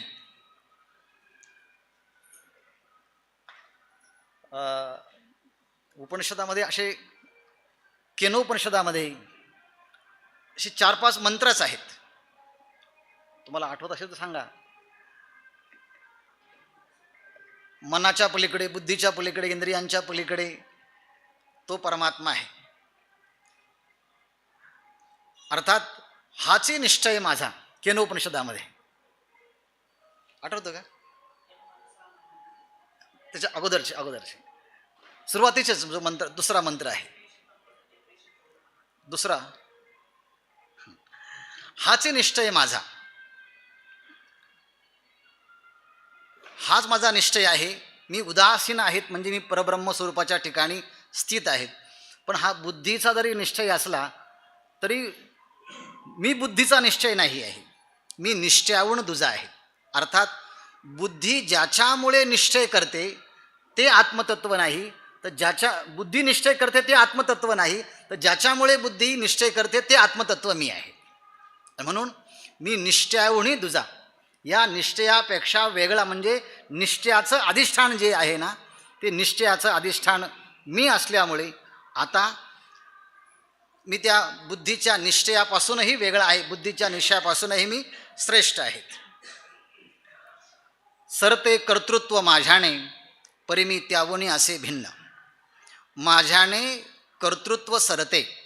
तसं जर पाहिलं देहदृष्टीने, मी डोळ्याने पाहताना दिसेल, कानाने ऐकताना दिसेल, वाचेने बोलताना दिसेल, त्वचेने स्पर्श करताना दिसेल, पापण्यांनी उघडझाक करताना दिसेल, पण हे सगळं करत जरी असलो तरी मी काहीच करत नाही. नैव किंचित करो मी ती युक्तो मन्येत तत्वविद. मग कसं आहे? स्पृशन, जिगरन, नशनन, गच्छन, श्वसन, श्वसन हे सगळं करीत जरी मी असलो तरी त्याहून मी वेगळा आहे. पण हे जरी असलं, सरते कर्तृत्व माझ्याने, माझ्याने कर्तृत्व सरते, माझ्याकडनं ह्या सगळ्या क्रिया जरी होत असल्यात पंचज्ञानेंद्रियांनी, पंचकर्मेंद्रियांनी, पण तरी देखील परिमी त्यावनी असे भिन्न. अर्थात गुणागुणेशी वर्तनते इति मत्वा न सज्जते. गुण गुणामध्ये वर्तन करतात, परंतु मी गुणाच्या अतीत आहे. बुद्धी जरी निश्चय करत असले तर बुद्धीचा निश्चय मी नाही, ज्याच्यामुळे बुद्धी निश्चय करते ते तत्व मी आहे. तुका तुकाशी तुकला, तुका तुकाहुनी निराळा. तुलनेच्या दृष्टीमध्ये जरी आपण पाहिलं, तुका तुकाशी तुकला,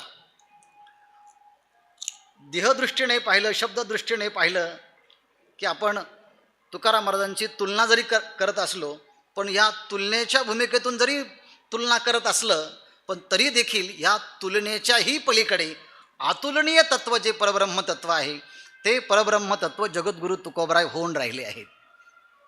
तुका तुकाहुनी निराळा.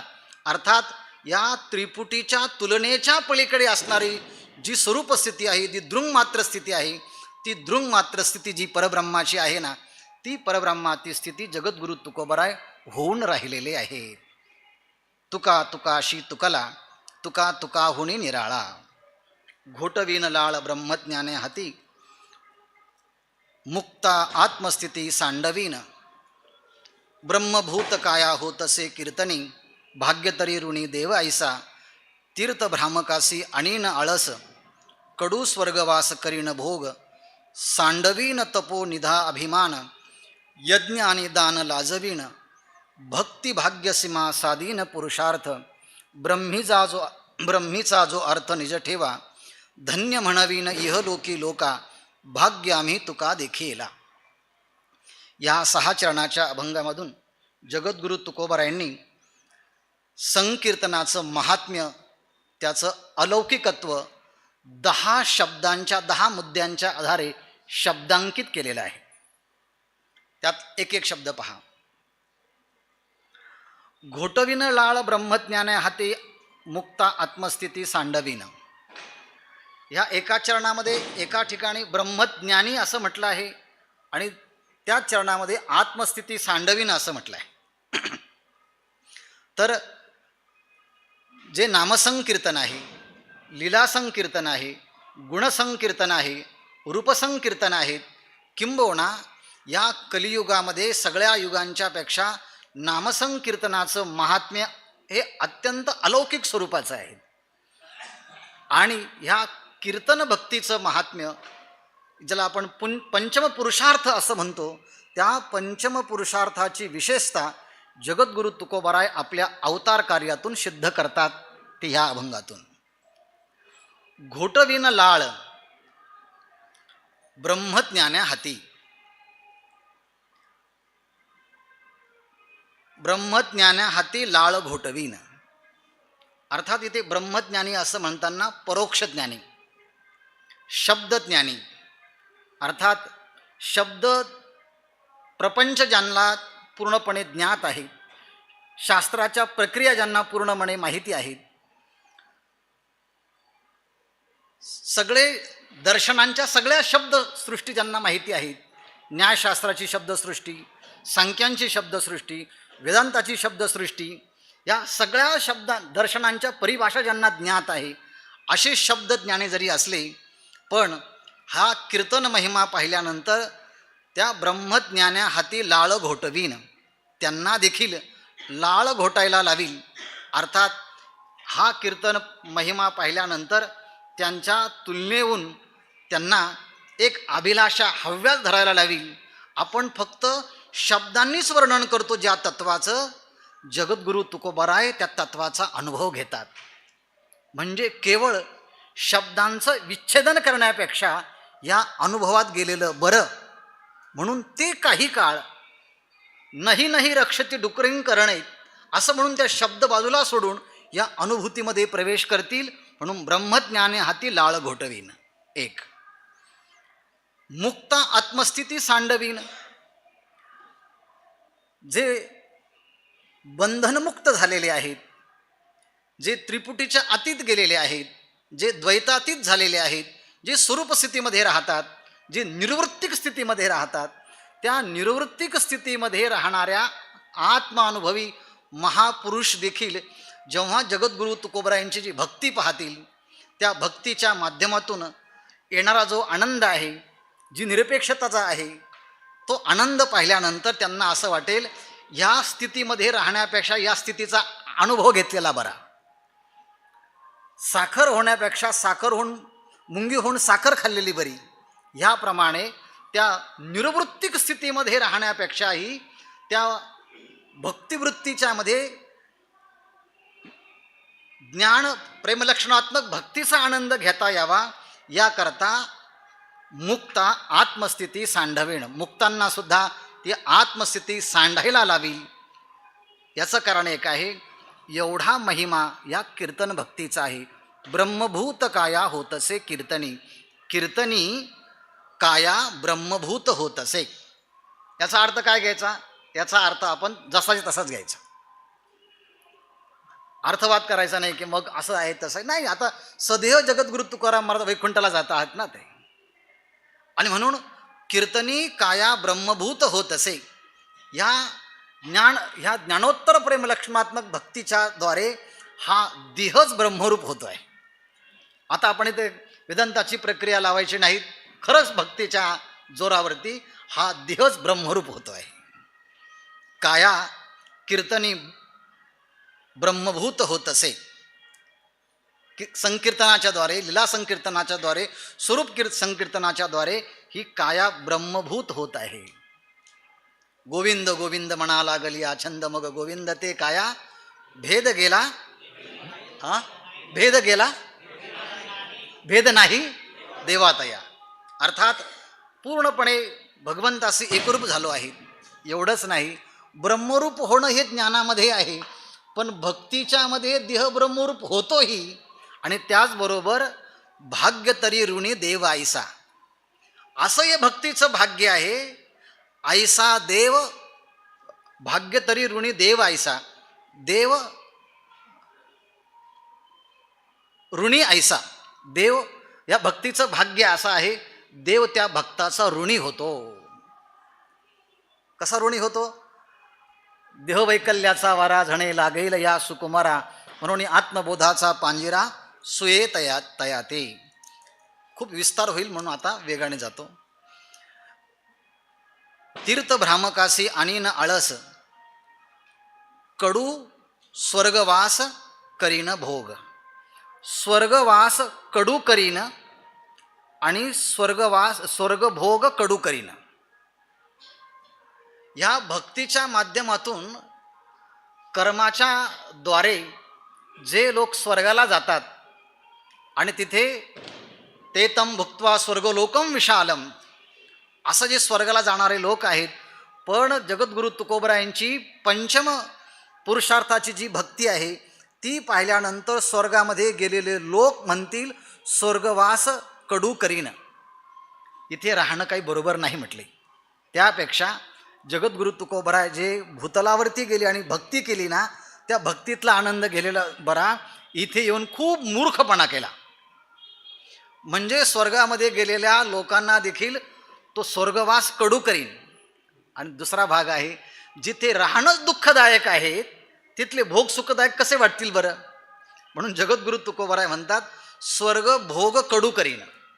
स्वर्गातले भोग देखील या भक्तीच्या सामर्थ्याच्या द्वारे, वैभवाच्या द्वारे ते भोग सुद्धा मी आता कडू करीन, ही प्रतिज्ञा आहे. आणि तिसरं आहे, तीर्थ भ्रामकासी आळस आणीन. तीर्थयात्रा करणं चांगलं आहे, कारण तीर्थ जोवरी सकळ सिद्ध आहे, हात चालावया पाहे तव तो आपले स्वहित पायी. तीर्थयात्रे जाये चुकू नको. अर्थात तीर्थयात्रेचा महिमा एका ठिकाणी बरोबर आहे, पण तीर्थयात्रा जी आहेत धमाधमाहा असं म्हणून म्हटलेलं आहे. म्हणून कोणत्याही तीर्थयात्रेला जेव्हा आपण जातो ना, तोपर्यंत खूप उत्साह असतो. पण 8-10 दिवस झाले तीर्थयात्रा करता करता आणि मग 11व्या दिवशी गेलो, तसेच दगडं, तसेच मंदिरं, तसेच पाणी, तशाच नद्या. लोक कंटाळतात. पाहिलंय काल असंच पाहिलंय मंदिर. अहो चला जाऊ ना, प्रत्यक्ष तिथे येऊ ना. नाही नाही, काल असंच मंदिर पाहिलं, असंच पाणी पाहिलं, सगळं असंच पाहिलं, जाऊ पुढे जाऊ.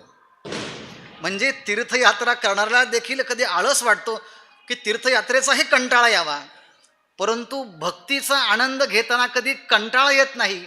उलट नवीन नवीन रुची ती वाढतच जाते.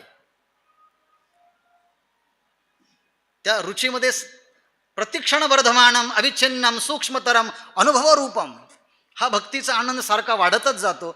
हा भक्तीचा आनंद पाहिल्यानंतर तीर्थयात्रा करण्याला वाटेल अरे विनाकारण दगड माती पाहण्यापेक्षा हा भक्तीचा आनंद घेतलेला बरा ना. सर्व सुख ल्यालो सर्व अलंकार आनंदे निर्भर डुल्लत असो. म्हणून तीर्थ भ्रामकासी आळस आणेन, स्वर्गवास कडू करीन, भोग कडू करीन. एवढंच नाही, सांडवीन तपोनिधा अभिमान. आता ही पद बघा कसे लावायचे. जे यज्ञ करणारे आहेत त्यांच्यासाठी आपण यज्ञ निधा शब्द वापरूया. जे दान करणारे आहेत ते दान निधा शब्द वापरूया. आणि ह्या सगळ्यांनाच मी आता लाजवीन. सांडवीन तपोनिधा अभिमान. तपोनिधा अभिमान सांडवीन. तपोचे निधी, तपाचे निधी असणारे जे तपश्चर्या करणारे जे काही लोक आहेत, साधक आहेत, ऋषीमुनी आहेत, त्यांना देखील या भक्तीच्या सामर्थ्यामुळे त्यांचा अभिमान मी सोडायला लावील. वेगवेगळ्या प्रकारचे श्रौत आणि स्मार्त करणारे, यज्ञ करणारे जे लोक आहेत त्यांना यज्ञाचा अभिमान होईल.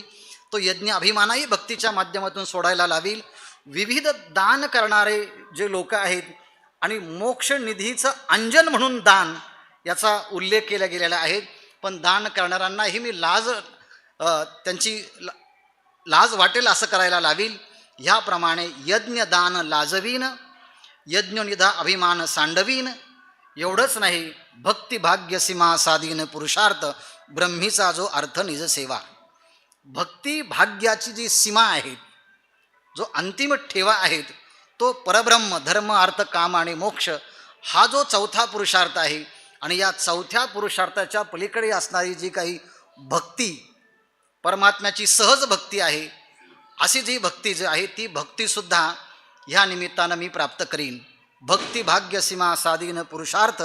आणि या पुरुषार्थाचं जो अंतिम पुरुषार्थ आहे, ब्रह्मीचा जो अर्थ निज ठेवा, ब्रह्मीचा निज अर्थ जो परब्रह्म आहे तो निज ठेवा, जो आपलं स्वतःचं स्वरूप जे आहे ना, ते स्वरूपसुद्धा या निमित्तानं भक्तीच्या माध्यमातून मी प्राप्त करील. एवढंच नाही, जगद्गुरू तुकाराम महाराज म्हणतात, धन्य म्हणवीन इह लोकी लोका भाग्य आम्ही तुका देखी याला. मी जाताना, वैकुंठाला जाताना या सगळ्या लोकांच्या मुखातून एक शब्द म्हणायला लावील. सगळे लोक म्हणतील धन्य म्हणवीन इह लोकी लोका. इह लोकी लोका धन्य म्हणवील. इह लोकातील लोकांना मी असं म्हणायला लावील, भाग्य आम्ही तुका देखील. आमचं भाग्य आहे, आम्ही ह्या डोळ्यांनी जगद्गुरू तुकोबारायांना वैकुंठाला जाताना पाहिलं, त्यांना कीर्तन करताना पाहिलं, त्यांना उपदेश करताना पाहिलं. एवढं अलौकिक सामर्थ्य मी माझ्या पुरुषार्थांनी नक्कीच करणार आहेत. आणि हे सगळं कशामुळे होईल तर त्या संकीर्तनाच्याद्वारे, भक्तीच्या सामर्थ्याच्याद्वारे. संसाराची अंगी अवघीचं व्यसने आम्ही या कीर्तने शुद्ध झालो. आता हे सोवळे झाले त्रिभुवन, विषमधोन सांडियेले, ब्रह्मपुरी वास करणे अखंड, न देखिजे तोंड विटाळाचे. तुका म्हणे आम्हा एकांताचा वास, ब्रह्मी ब्रह्मरस सेवू सदा. जन्ममरण म्हणजे संसार, आणि जन्ममरणाला खरं मानणं म्हणजे पुन्हा संसार. सगळ्या उपाधीने युक्त होणं म्हणजे हा संसार. अर्थात संसाराच्या अनंत अनंत व्याख्या आहे. पण संसाराच्या अंगी म्हणजे जन्ममरणाच्या अंगी, उपाधीच्या अंगी सगळे व्यसनच आहे, म्हणजे सगळे दुःखच आहे. पण आम्ही या कीर्तने शुद्ध झालो. भगवंताच्या त्या नामसंकीर्तनानं आम्ही उपाधी विरहित झालो, भेदविरहित झालो, चिंताविरहित झालो, अर्थात भेदविरहित, चिंताविरहित, पूर्णपणे त्रिपुटीच्या अतीत झालो, म्हणजे आम्ही आता शुद्ध झालो. आता हे सोवळे झाले त्रिभुवन.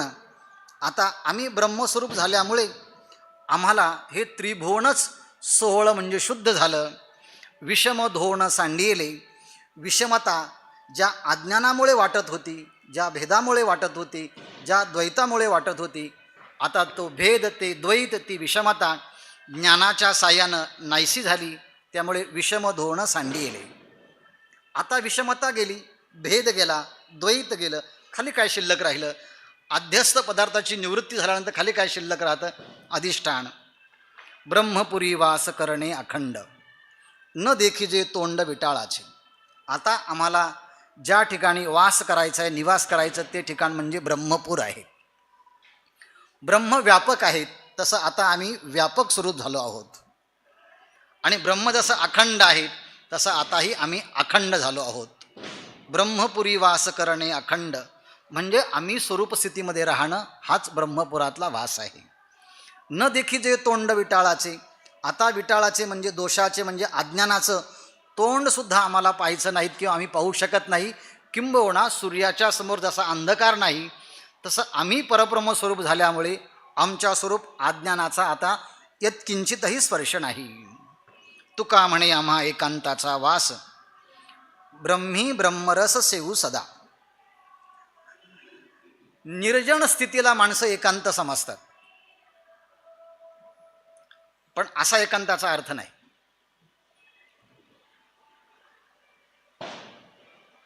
हजार माणसं जरी असले, पण ज्यांचा विषय एक झाला त्याला एकांत म्हणायचं नाही. लोक म्हणतात आम्हाला एकांतात जायचं आहे. एकांतात जायचं म्हणजे काय? जिथे माणसं नाही तिथे एकांतात जायचं. पण जिथे दोन माणसं बसलेले असतात ते म्हणतात आम्ही एकांतात आहोत. म्हणजे काय? दिसायला दोन माणसं आहेत, पण त्यांचा विषय एक आहे. इथे बसायला 100 माणसं आहेत, पण 100 माणसांचा 18 दिवसाचा विषय काय आहे? एक आहे. अर्थात ज्यांच्या चिंतनाचा विषयच एक असा निर्णय झाला आहे, असा खरा एकांत आहे. आणि अशा एकांतामध्ये आपण 100 माणसं जरी असलो तरी एकांतात असू, आणि एक मनुष्य जरी असला पण तो विमनस्क असेल तर त्यासाठी तो लोकांतच आहे. आता जगद्गुरु तुकाराय म्हणतात आम्हाला आता त्या परब्रह्माच्या व्यतिरिक्त दुसरा विषयच राहिला नाही. तुका म्हणे आम्हा एकांताचा वास. आणि आता तो आम्हाला एकांताचा वास आहे. आणि त्या एकांतामध्ये राहून परब्रह्म स्वरूप होऊन त्या परब्रह्माचा आनंद घ्यायचा आहे. कसा आनंद घ्यायचा आहे? 2 महिने तर तेच ऐकलं आपण. ततो माम तत्वतो ज्ञात्वा विशते तदनंतरम. झालं, रोज सकाळपासून सुरू आहे, पण प्रत्येक क्षणी आणि प्रत्येक दिवशी आनंद हा वृद्धिंगतच होत होता. ततो माम तत्वतो ज्ञात्वा विशते तदनंतरम. याचा विस्तार 2 महिने ऐकला आहे. तोच अर्थ आहे ब्रह्मी ब्रह्मरस सेवू सदा. आता निर्याणपर प्रकरणातील अभंग आहेत, ते वाढवले तर आपलं निर्याण होईल, ते होऊ नयेत म्हणून आता अगदी 5 मिनटं घेतो. त्या 5 मिनटामध्ये आपण सगळं हा विषय आटोपता घेऊ. निर्याणपर प्रकरण असल्यामुळे तो प्रसंगही त्या संबंधानेच आहे. एवढं सगळं स्वरूपाने वर्णन केलं, माझी स्थिती कशी आहे, पण आता निघायचं आहे. आणि निघायचं म्हटल्यानंतर ज्या परमात्म्याकडे आपल्याला जायचं आहे, तो परमात्म्याचा काही परिवार आहेत. म्हणून कोणत्याही मोठ्या माणसाला भेटायचं ठरलं तर मोठ्या माणसांच्या अवतीभोवती जे लोक असतात त्यांना फोन करावा लागतो. भेटता येईल का? कधी भेटता येईल? मला एक वेदांत एक चांगल्या माणसाने दृष्टांत सांगितला. तो वेळ संपल्यावर सांगेल मी, आता नाही सांगत. सांगू आता? वाईट वाटणार नाही कोणाला. तो ऐकल्यानंतर मला खूप आनंद वाटला. खरंच असेल तसं. ते म्हटले वेदांताचा अभ्यास करणारे जे चिंतक असतात त्यांचं चिंतन आणि त्यांचं जीवनचर्या आणि त्यांचे सांगाती हे वेदांताच्या दृष्टांताप्रमाणेच असतात. म्हटलं कसं? तुम्ही पाहतात तसं माझ्याकडे. ते म्हटले कसं? असं आहे. ते म्हटले सगळ्या वेदांताचं दृष्टांत जेव्हा सांगतात ना, तेव्हा सांगत असताना त्यामध्ये दोनच पदार्थ काही शब्द वापरतात, आद्यस्थ, अधिष्ठान. बरोबर की नाही? बरोबर. म्हटले आद्यस्थ पदार्थ अनेक असतात, आद्यस्थ पदार्थ अनेक असतात आणि अनेक आद्यस्थ पदार्थ एका अधिष्ठानावर भासतात. बरोबर, नेत काय विशेष? अधिष्ठान एक असतं आणि त्यावरती पदार्थ अनेक भासतात, पण भासलेले पदार्थ एकमेकाच्या विरोधात असतात.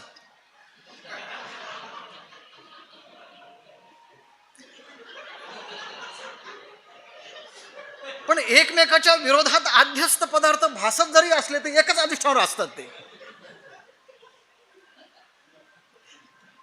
भासलेले पदार्थांचा स्वभाव हा भिन्न भिन्न स्वभावाचा आहे, पण भिन्न भिन्न स्वभावाचं जरी असलं तरी त्यांचं अस्तित्व एकाच अधिष्ठानावर असल्यामुळे त्या अधिष्ठानावरच कायम असतात. ते वा मस्त आहे हे उदाहरण. तसं आता हा अधिष्ठान स्वरूप परमात्मा आहे, त्याच्याकडे जायचं आहे, त्याला बोलवायचं आहे, तर त्याच्या अवतीभोवती असणारे जे सांगाती आहेत त्यांना संपर्क केला पाहिजे ना. मग कोण कोण आहेत? मग तिथे गरुड आहेत, मग लक्ष्मी आहेत, मग सगळे मंडळी आहेत. मग त्यांना आपण विनंती केली पाहिजे. कळालं ना? म्हटले मग त्यांच्याकडे चला आपण आता. गरुडाचे पायी पायी ठेवी वेळोवेळा डोही, वेगी आणावा तो हरी मज दिना ते उद्धरी. पाय लक्ष्मीच्या हाती म्हणून येतो काकुळती, तुका म्हणे शेषा जागे करा ऋषिकेशा. गरुडावरती भगवान आरूढ झालेले आहेत म्हणून पहिल्यांदा त्या गरुडाला जागं केलं पाहिजे. गरुडाचे पायी, त्याच्या पायावरती पुन्हा पुन्हा मी डोकं ठेवतो आणि त्या गरुडाला विनंती करतो, वेगी आणावा तो हरी. चुकला, शेषावरती भगवान आरूढ झालेले आहेत, पण वाहन मात्र शेषावरती आहेत आणि वाहन गरुड आहेत. पण त्या गरुडाला विनंती करतात, गरुडाची पायी ठेवी वेळोवेळा डोई, वेगी आणावा तो हरी. हे हरीला तुम्ही लवकर घेऊन या आणि मी जो दिन आहे त्या दिनाचा उद्धार करा. त्याचप्रमाणे गरुड आणू शकतो, पण पाय लक्ष्मीच्या हातामध्ये आहे ना, म्हणून पाय लक्ष्मीच्या हाती म्हणून येतो काकुळती. त्या लक्ष्मीला मी विनंती करतो, काकुळती करतो की तिने देखील त्या लक्ष्मी परमात्म्याचे पाय सोडावेत आणि परमात्म्याला लवकर पाठवावं. तुका म्हणे शेषा जागे करा ऋषिकेशा. पहिल्यांदा भगवान झोपलेले आहेत ते शेषावरती, म्हणजे जागं करणं आवश्यक आहे, म्हणून तुका म्हणे शेषा जागे करा ऋषिकेशा. जागे झाल्यानंतर पाय लक्ष्मीच्या हातामध्ये आहेत म्हणून त्या लक्ष्मीला सांगितलं, पाय लक्ष्मीच्या हाती तिशी येतो काकुळती, मग तिला काकुळतील पाय सोडावं. आणि तिने जर पाय सोडले मग गरुडाला विनंती करायची आहेत, गरुडाची पायी ठेवी वेळोवेळा डोई, वेगी आणावा तो हरी मज दिना ते उद्धरी. म्हणून या अभंगाला सुरुवात करताना खालून करावी, तुका म्हणे शेषा जागे करा ऋषिकेशा, आणि मग पाय लक्ष्मीच्या हाती तिसी येतो काकुळती. मग पुढे पुढे गेलं की तो अर्थक्रम आपल्याला लागतो. शब्दक्रम वेगळा आणि अर्थक्रम वेगळा. आता प्रवृत्ती धर्म एक निवृत्ती धर्म आहे. निवृत्ती धर्माचे जे आचार्य आहेत ते सनकादिक आहेत, म्हणून त्या सनकादिकांनाही विनंती करतात, तुम्ही सनकादिक संत म्हणविता कृपावंत. तुम्ही स्वतःला सनकादिक म्हणतात आणि तुम्ही सगळे सनकादिक जे आहेत ते अत्यंत कृपावंत आहात. मग तुम्ही माझ्यावरती एवढा उपकार करा, देवाला नमस्कार सांगा, आणि देवाला नमस्कार सांगितल्यानंतर माझ्या वतीने तुम्ही देवाला भाकावी करुणा. तुम्ही करुणा भाकावी, विनंती करावी, आणि विनंती करून पंढरीचा राणा विणवा. पंढरीचा जो राजा आहे, परमात्मा जो आहे, त्या परमात्म्याला विनंती करा. काय विनंती करा? तुका म्हणे माझा आठवा, मूळ लवकरी पाठवा. तुम्ही त्या परमात्म्याला सांगा, जगद्गुरू तुकोबारायांनी वयाच्या 43व्या वर्षापर्यंत एक असाही क्षण गेला नाही की तुमचा आठव केला नाही. ज्यांनी एक क्षणही असा गेला नाही की त्यांनी तुमचा आठव केला नाही, असे तुकोबाराय त्यांना तुम्ही आता आठवा. ज्यांनी तुम्हाला आयुष्यभर आठवलं त्यांना तुम्ही आठवा, असा माझा निरोप तुम्ही देवाला विनंती करून सांगा, तुका म्हणे माझा आठवा. आणि मग देवाला माझी आठवण येईल, बरोबर आहे. आणि त्या म्हटल्याप्रमाणे आठवण येऊन हे पण सांगा, मूळ लवकरी पाठवा, मला घेण्याकरता लवकर मूळ पाठवा. असा मी त्या साधू संतांना, सनकादिकांना मी विनंती करील. आणि मला माहिती आहे साधू संत माझा निरोप देतील. तो निरोप दिला आणि तो निरोप परत आलाही. आणि आल्याबरोबर जगद्गुरु तुकोबाराय म्हणतात, आपुल्या माहेरा जाईन मी आता, निरोपया संता हाती आला. मी जो निरोप दिला होता त्या निरोपाप्रमाणे मला पुन्हा संदेश मिळाला आणि आता संतांच्या स्वाधीन हातामध्ये तो निरोप आला आणि आज मी आपल्या माहेराला जाणार आहे. माझे सुखदुःख भगवंताने कानाने ऐकले आणि माझा कळवळा जो आहे तो परमात्म्याला आला. आणि मूळ परमात्मा मला घेण्यासाठी येणार आहे. त्यामुळे मला इथून घेऊन जाण्यासाठी ज्या ज्या साधनांची सिद्धता करावी लागते ती सगळे साधनं, सिद्धता जगद्गुरु तुकोबाराय म्हणतात परमात्म्याने केलेली आहेत. कळवळामणी करुणेचा, करुणे सिद्ध मूळ सावुले भातुके, येती एक दिसे न्यावयासी. तो परमात्मा, एक परमात्मा मला घेण्याकरता नक्कीच या ठिकाणी येणार आहेत. आणि हीच भूमिका, याची पंते माझे लागलसे चित्त, वाट पाहे नित्य माहेराची. ह्याच पंथाने, ह्याच मार्गाने माझं चित्त देखील सारखं व्याकुळ होत होतं आणि ह्याच माहेराची मी वाट पाहत होतो. तुका म्हणे आता येतील न्यावया, अंगे आपुल्या मायेबाप. आता न्यावया येतील आपुल्या मायेबाप. माझा मायेबाप पांडुरंग परमात्मा मला स्वतः घेण्याकरता नक्की येतील असं मला निश्चित वाटायला लागलेलं आहे. कारण चिन्हे उमटती अंगी, शकुना जोगी उत्तम, आठवला बाप माये, येईल काय मूळ नेणो, उत्कंठित झाले मन, हेची खुण तेथीची, तुका म्हणे कामावारी, आळस घरी करमेना. चिन्हे उमटती अंगी, शरीर असं आहे, मन असं आहे, बुद्धी अशी आहे आपली की एखादी घटना घडायच्या अगोदर ते शरीर, ते मन, ती बुद्धी जर पवित्र असेल तर त्याचे संकेत त्या त्या व्यक्तीला भेटतच असतात. काहींना 6 महिने भेटतात, काहींना 2 महिने भेटतात, काहींना 1 महिना भेटतो, काहींना त्या दिवशी भेटतात. पण संकेत हे भेटल्याशिवाय राहत नाही. आणि जगद्गुरु तुकोबारायांची तर विवेक, वैराग्य, समाधी षटक, ह्या विवेक वैराग्याने संपन्न जीवन असल्यामुळे, परब्रह्म स्थितीला पोचले असल्यामुळे जगद्गुरु तुकोबाराय म्हणतात, अंगी चिन्हे उमटती. मला आता या ठिकाणाहून परमात्मा घ्यायला येणार आहे असे संकेत मला माझ्या या देहबोलीतून दिसायला लागले आहे. शकुना जोगी उत्तम, जे उत्तम शकुन जे आहेत ना ते स्पष्ट मला माझ्या या अवयवाच्या माध्यमातून दिसू लागले आहेत. आठवला बाप माये, माझा परमात्मा मला चित्तामध्ये आठवतो आहे आणि तो मला भेटायला मूळ घेण्याकरता येईल की काय असं मला वाटतं आहे. उत्कंठित झाले मन, माझं मन त्या परमात्म्याला भेटण्याकरता उत्कंठित झालं आहे. आणि हेची खुण तेथीची, जसं माझं मन त्या परमात्म्याला भेटण्याकरता उत्कंठित झालं आहे तसंच परमात्म्याचं मनसुद्धा मला भेटण्याकरता उत्कंठित झालं असलं पाहिजे. तुका म्हणे कामावारी, आळस घरी करमेना. आणि त्यामुळे मला आता ह्या लौकिक कामधंदामध्ये, व्यवहारामध्ये आता मला थोडाही आता रस राहिला नाही, आळस आलेला आहे. घरी का आळस करमेना, मला सुद्धा या ठिकाणी करमत नाही. माझं मन, माझी बुद्धी आता उत्कंठित झालेली आहे. अरोनिया वाट पाही कटकट सोसेना, आपुलिया पुसे मात, तेथे चित्त लागले. त्याप्रमाणे माझं मन अतिशय उत्कंठित झालेलं आहे. आता मी हाक मारून उत्सुकतेने त्या परमात्म्याची वाट पाहत आहे. आणि ह्या दैनिक जीवनातल्या लोकांचा व्यवहार आणि हे जे दैनंदिनी आहे ना, लोकांची जी कटकट आहे ती मला आता काही सहन होत नाही. आपुलियास पुसे मात, ते आलियास पुसे मात, तेथे चित्त लागले. आता आलियास पुसे जे आता आले आहेत त्यांना मी विचारतो, ती गोष्ट मी त्यांना विचारतो. तेथे चित्त लागले, माझे चित्त जे आहेत आता त्या ठिकाणी लागलेलं आहेत. दळी कांडी लोका ऐसे परिमी नसे ते ठाई. देहदृष्टीने मी तुम्हाला दळताना कांडताना लौकिक व्यवहार करताना जरी मी दिसत असलो तरी देखील परिमी नसे ते ठाई, परंतु त्या ठिकाणी मी आता दिसत नाही. अनेक श्लोक आणि अनेक ओव्या आपल्याला सांगता येतील.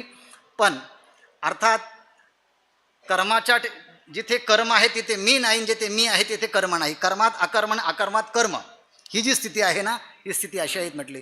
तुका म्हणे येथे पिसे तेथे तैसे लागले. जसं माझ्या मनामध्ये अशी घालमेल होत आहे तशीच घालमेल परमात्म्याला सुद्धा माझ्या भेटीची होत असली पाहिजे. येथील या अनुभवे कळो जीवे येतसे, दोही ठाई एक जीव माझा किंवा त्या अंगी. भुकची खाऊणी धाय, नाही हाय अन्नाची. तुका म्हणे सुख झाले अंतर झाले त्या गुणे. येथील या अनुभवे कळो जीवे येतसे, जीवे कळो येतसे. आता माझ्या अंतःकरणाला, आता माझ्या मनाला हे अनुभव येथे समजून येत आहे, हे कळत आहे. दोही ठाई एक जीव. आता माझ्या ठिकाणी परमात्मा आहे, परमात्म्याच्या ठिकाणी मी आहे. अर्थात दोन्ही ठिकाणी एक जीव झाला आहे. माझी किंवा त्या अंगी आणि माझी जी दया जी आहे त्या परमात्म्याला येत आहे. भुकची खाऊणी धाय, भुकेनेच भुकेला खाऊन तृप्त व्हावं, किंवा अन्नाची हाय नाही, किंवा अन्नालाच आता इच्छा राहू नये. तुका म्हणे सुख झाले अंतर झाले त्या गुणे. तुका म्हणे सुख झाले, जगद्गुरु तुकोबराय म्हणतात तसं मला अंतर्बाह्य आतून मी इतकी तृप्त झालो आहे आणि त्या तृप्तीने मी आता परिपूर्ण झालो आहे. आता कोणत्याही क्षणी तो परमात्मा येईल आणि मला घेऊन जाईल अशी मला पूर्णपणे खात्री वाटते आहे. असं होता क्षणीच जगद्गुरु तुकोबरायांना घेण्याकरता परमात्मा येताना दिसत आहेत. पैल आले हरी शंख चक्र शोभे करी. परमात्मा पैल तीराला आलेले आहेत. हातामध्ये शंख आहे, चक्र आहे आणि अत्यंत सुशोभित आहेत.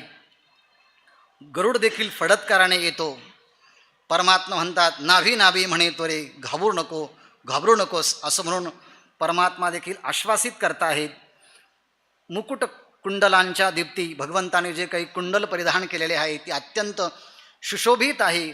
ते जो लोपला गभस्ती, भगवंताच्या कानामध्ये कानात जे कुंडलं घातले आहेत त्याच्या तेजाने गभस्ती म्हणजे सूर्य देखील लोपला जातो.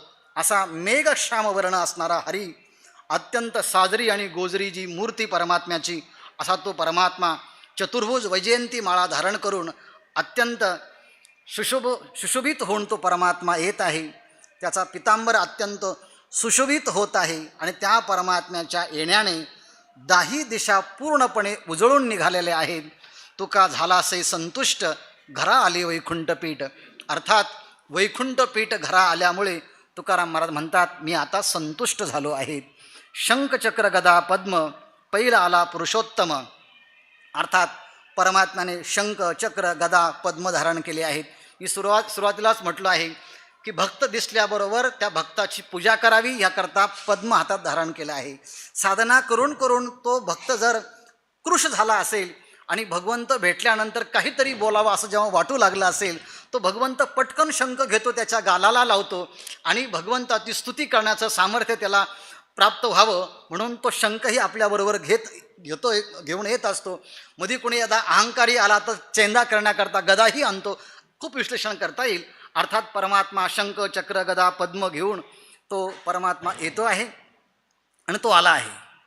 वेगी पावला सखया. सखा असणारा जो परमात्मा आहे तो वेगाने त्या ठिकाणी प्राप्त झाला आहे. दुरून येता दिसे दृष्टी. तो परमात्मा येत आहे असं पाहिल्याबरोबर जगद्गुरु तुकोराय म्हणतात मी त्याला दृष्टीने पाहिलं. तुम्ही ओळखलं का? म्हटले हो. ओळखण्याकरता अगोदर भेटले होते का? म्हटले हो. जे भेटलेले असतात तेच म्हणू शकतात ना ओळखलं. सगुण साक्षात्कार झाला होता तोच परमात्मा आता पुन्हा मला भेटण्याकरता आला. दुरून येता दृष्टी दिसे. लांबून येताना तो दृष्टीला दिसला. धाके दोष पळती सृष्टी. दोष धाके सृष्टी दोष पळती. येताना त्याच्या सामर्थ्याच्याद्वारे या सृष्टीतले सगळे दोष पळून जातात. असा परमात्मा येताना मी पाहिला. तुका देखोनी एकला वैकुंठावणी हरी आला. एकला वैकुंठावणी हरी आला देखोनी किंवा देखोनी त्या परमात्म्याला पाहिलं आणि वैकुंठावण तो परमात्मा मला घेण्याकरता आलेला आहे. तो येताच त्याच्याबरोबर आणखी काय काय आलेलं आहे. पहिलं दिसतील भार दिंड्या पताका अपार आला पंढरीचा राणा दिसतील त्याच्या खुणा. पहिलं दिसतील भार अर्थात पहिलं पलीकडच्या अपार दिंड्यांचा समुदाय दिसत आहे. अपार दिंड्या पताका दिसत आहे. पंढरीचा राणा जगद्गुरु तुकोबाराय म्हणतात मला घेण्याकरता आला आहे. दिसतील त्याच्या खुणा सुख वाटे म्हणा. तो परमात्मा येत आहे. त्याच्या खुणा त्याचे चिन्ह मला दिसत असल्यामुळे माझं मन अंतर्बाह्य अत्यंत तृप्त झालेलं आहे.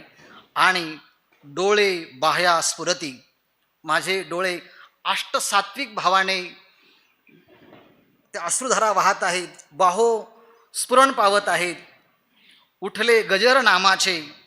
अनेक साधू संतांच्या मुखातून पुंडलिक वरदा हरिविठ्ठल असा गजर निघत आहे. दळभार वैष्णवांचे सगळ्या बाजूने वैष्णवांची दळभार त्या ठिकाणी वैष्णवांची गर्जना होत आहे. तुका करी रीता ठाव त्यासी बैसवया वाव. रीता ठाव करी अर्थात जगद्गुरु तुकोबारायांना बसण्याकरता जागा जी आहे ती आता पांडुरंग परमात्मा रिक्त करत आहे. रिकामते स्थान करत आहे. त्यासी बैसवया वाव. जगद्गुरु तुकोबारायांना बसण्याकरता ती जागा आता मोकळी होत आहे. आणि ती जागा आता मोकळी झाली आहे.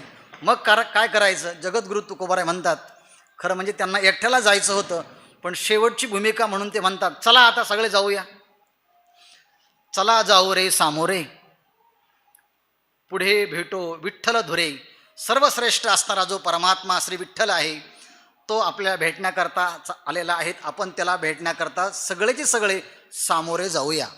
म्हणून जो सर्वश्रेष्ठ महापुरुष आपल्याकडे जेव्हा येतात तेव्हा त्यांना घेण्याकरता अनेक समुदायाच्या बरोबर जायचं असतं. हे राजकारणात पण आहे, समाजकारणात पण आहे आणि आध्यात्मिक कारणामध्ये सुद्धा हा नेम वापरला जातो. चला जाऊ रे सामोरे पुढे भेटो विठ्ठल धुरे. तुका आनंदला मणी कैसा जातो लोटांगणी. तुका मणी आनंदला. तुकाराम महाराजांच्या मनामध्ये अतिशय आनंद झाला. हा आयुष्याचा सर्वोत्तम क्षण असेल जो त्या काळातल्या सगळ्या महापुरुषांनी टिपला असेल. कैसा जातो लोटांगणी.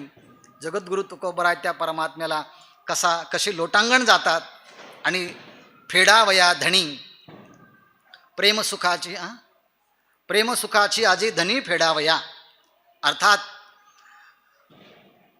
आपल्या अंतकरणातली सगळ्या इच्छा पूर्ण होण्यासाठीचा हा जो क्षण आहे तो क्षण आज प्रेमसुखाचा तो लाभलेला आहे.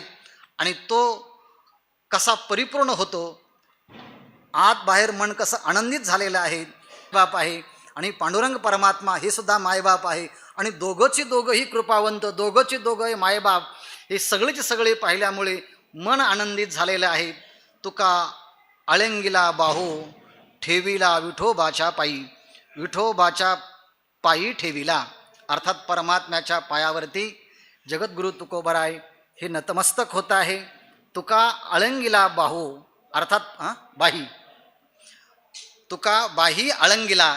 परमात्म्याने जगद्गुरु तुकोबारायांना जवळ घेतलं आणि एकदम प्रेमाने आलिंगन दिलं. जसं भगवान श्रीकृष्णाने अर्जुनाला आलिंगन दिलं त्याप्रमाणे जगद्गुरु तुकोबारायांना परमात्म्याने आलिंगन दिलं. आणि आलिंगन दिल्यानंतर जगद्गुरु तुकोबारायांनी आपलं मस्तक जे आहे पांडुरंग परमात्म्याच्या चरणारविंदी नतमस्तक केलं आणि त्यांच्या मुखातून भावोद्गार निघाले. आज माझ्या घरी खऱ्या अर्थाने पाहुणा आला. आणि त्या पाहुण्याचं आगमन आपण पुढच्या सत्रात पाहूया. पुंडलिक वरदा हरिविठ्ठल ज्ञानदेव तुकाराम. ज्ञानेश्वर महाराज की जय. जगद्गुरु तुकाराम महाराज की जय. ज्ञानदेव तुकाराम ज्ञानदेव तुकाराम ज्ञानदेव तुकाराम ज्ञानदेव तुकाराम ज्ञानदेव तुकाराम ज्ञानदेव ज्ञानदेव तुकाराम ज्ञानदेव तुकाराम ज्ञानदेव तुकाराम ज्ञानदेव तुकाराम ज्ञानदेव तुकाराम देव तुकाराम ज्ञानदेव तुकाराम तुकाराम तुकाराम तुकाराम तुकाराम पुंडलिक वरदारी विठ्ठल श्री ज्ञानदेव तुकाराम माऊली ज्ञानेश्वर महाराज की जय जगद्गुरु तुकाराम महाराज की जय गोपाल कृष्ण भगवान की जय. ज्यांनी कोणी ग्रंथ घेतला असेल त्यांनी ग्रंथ आणून ठेवा. पुढील सत्र ठीक 6 वाजता सुरू होईल. ठीक 6 वाजता रवी महाराज म्हणतात 5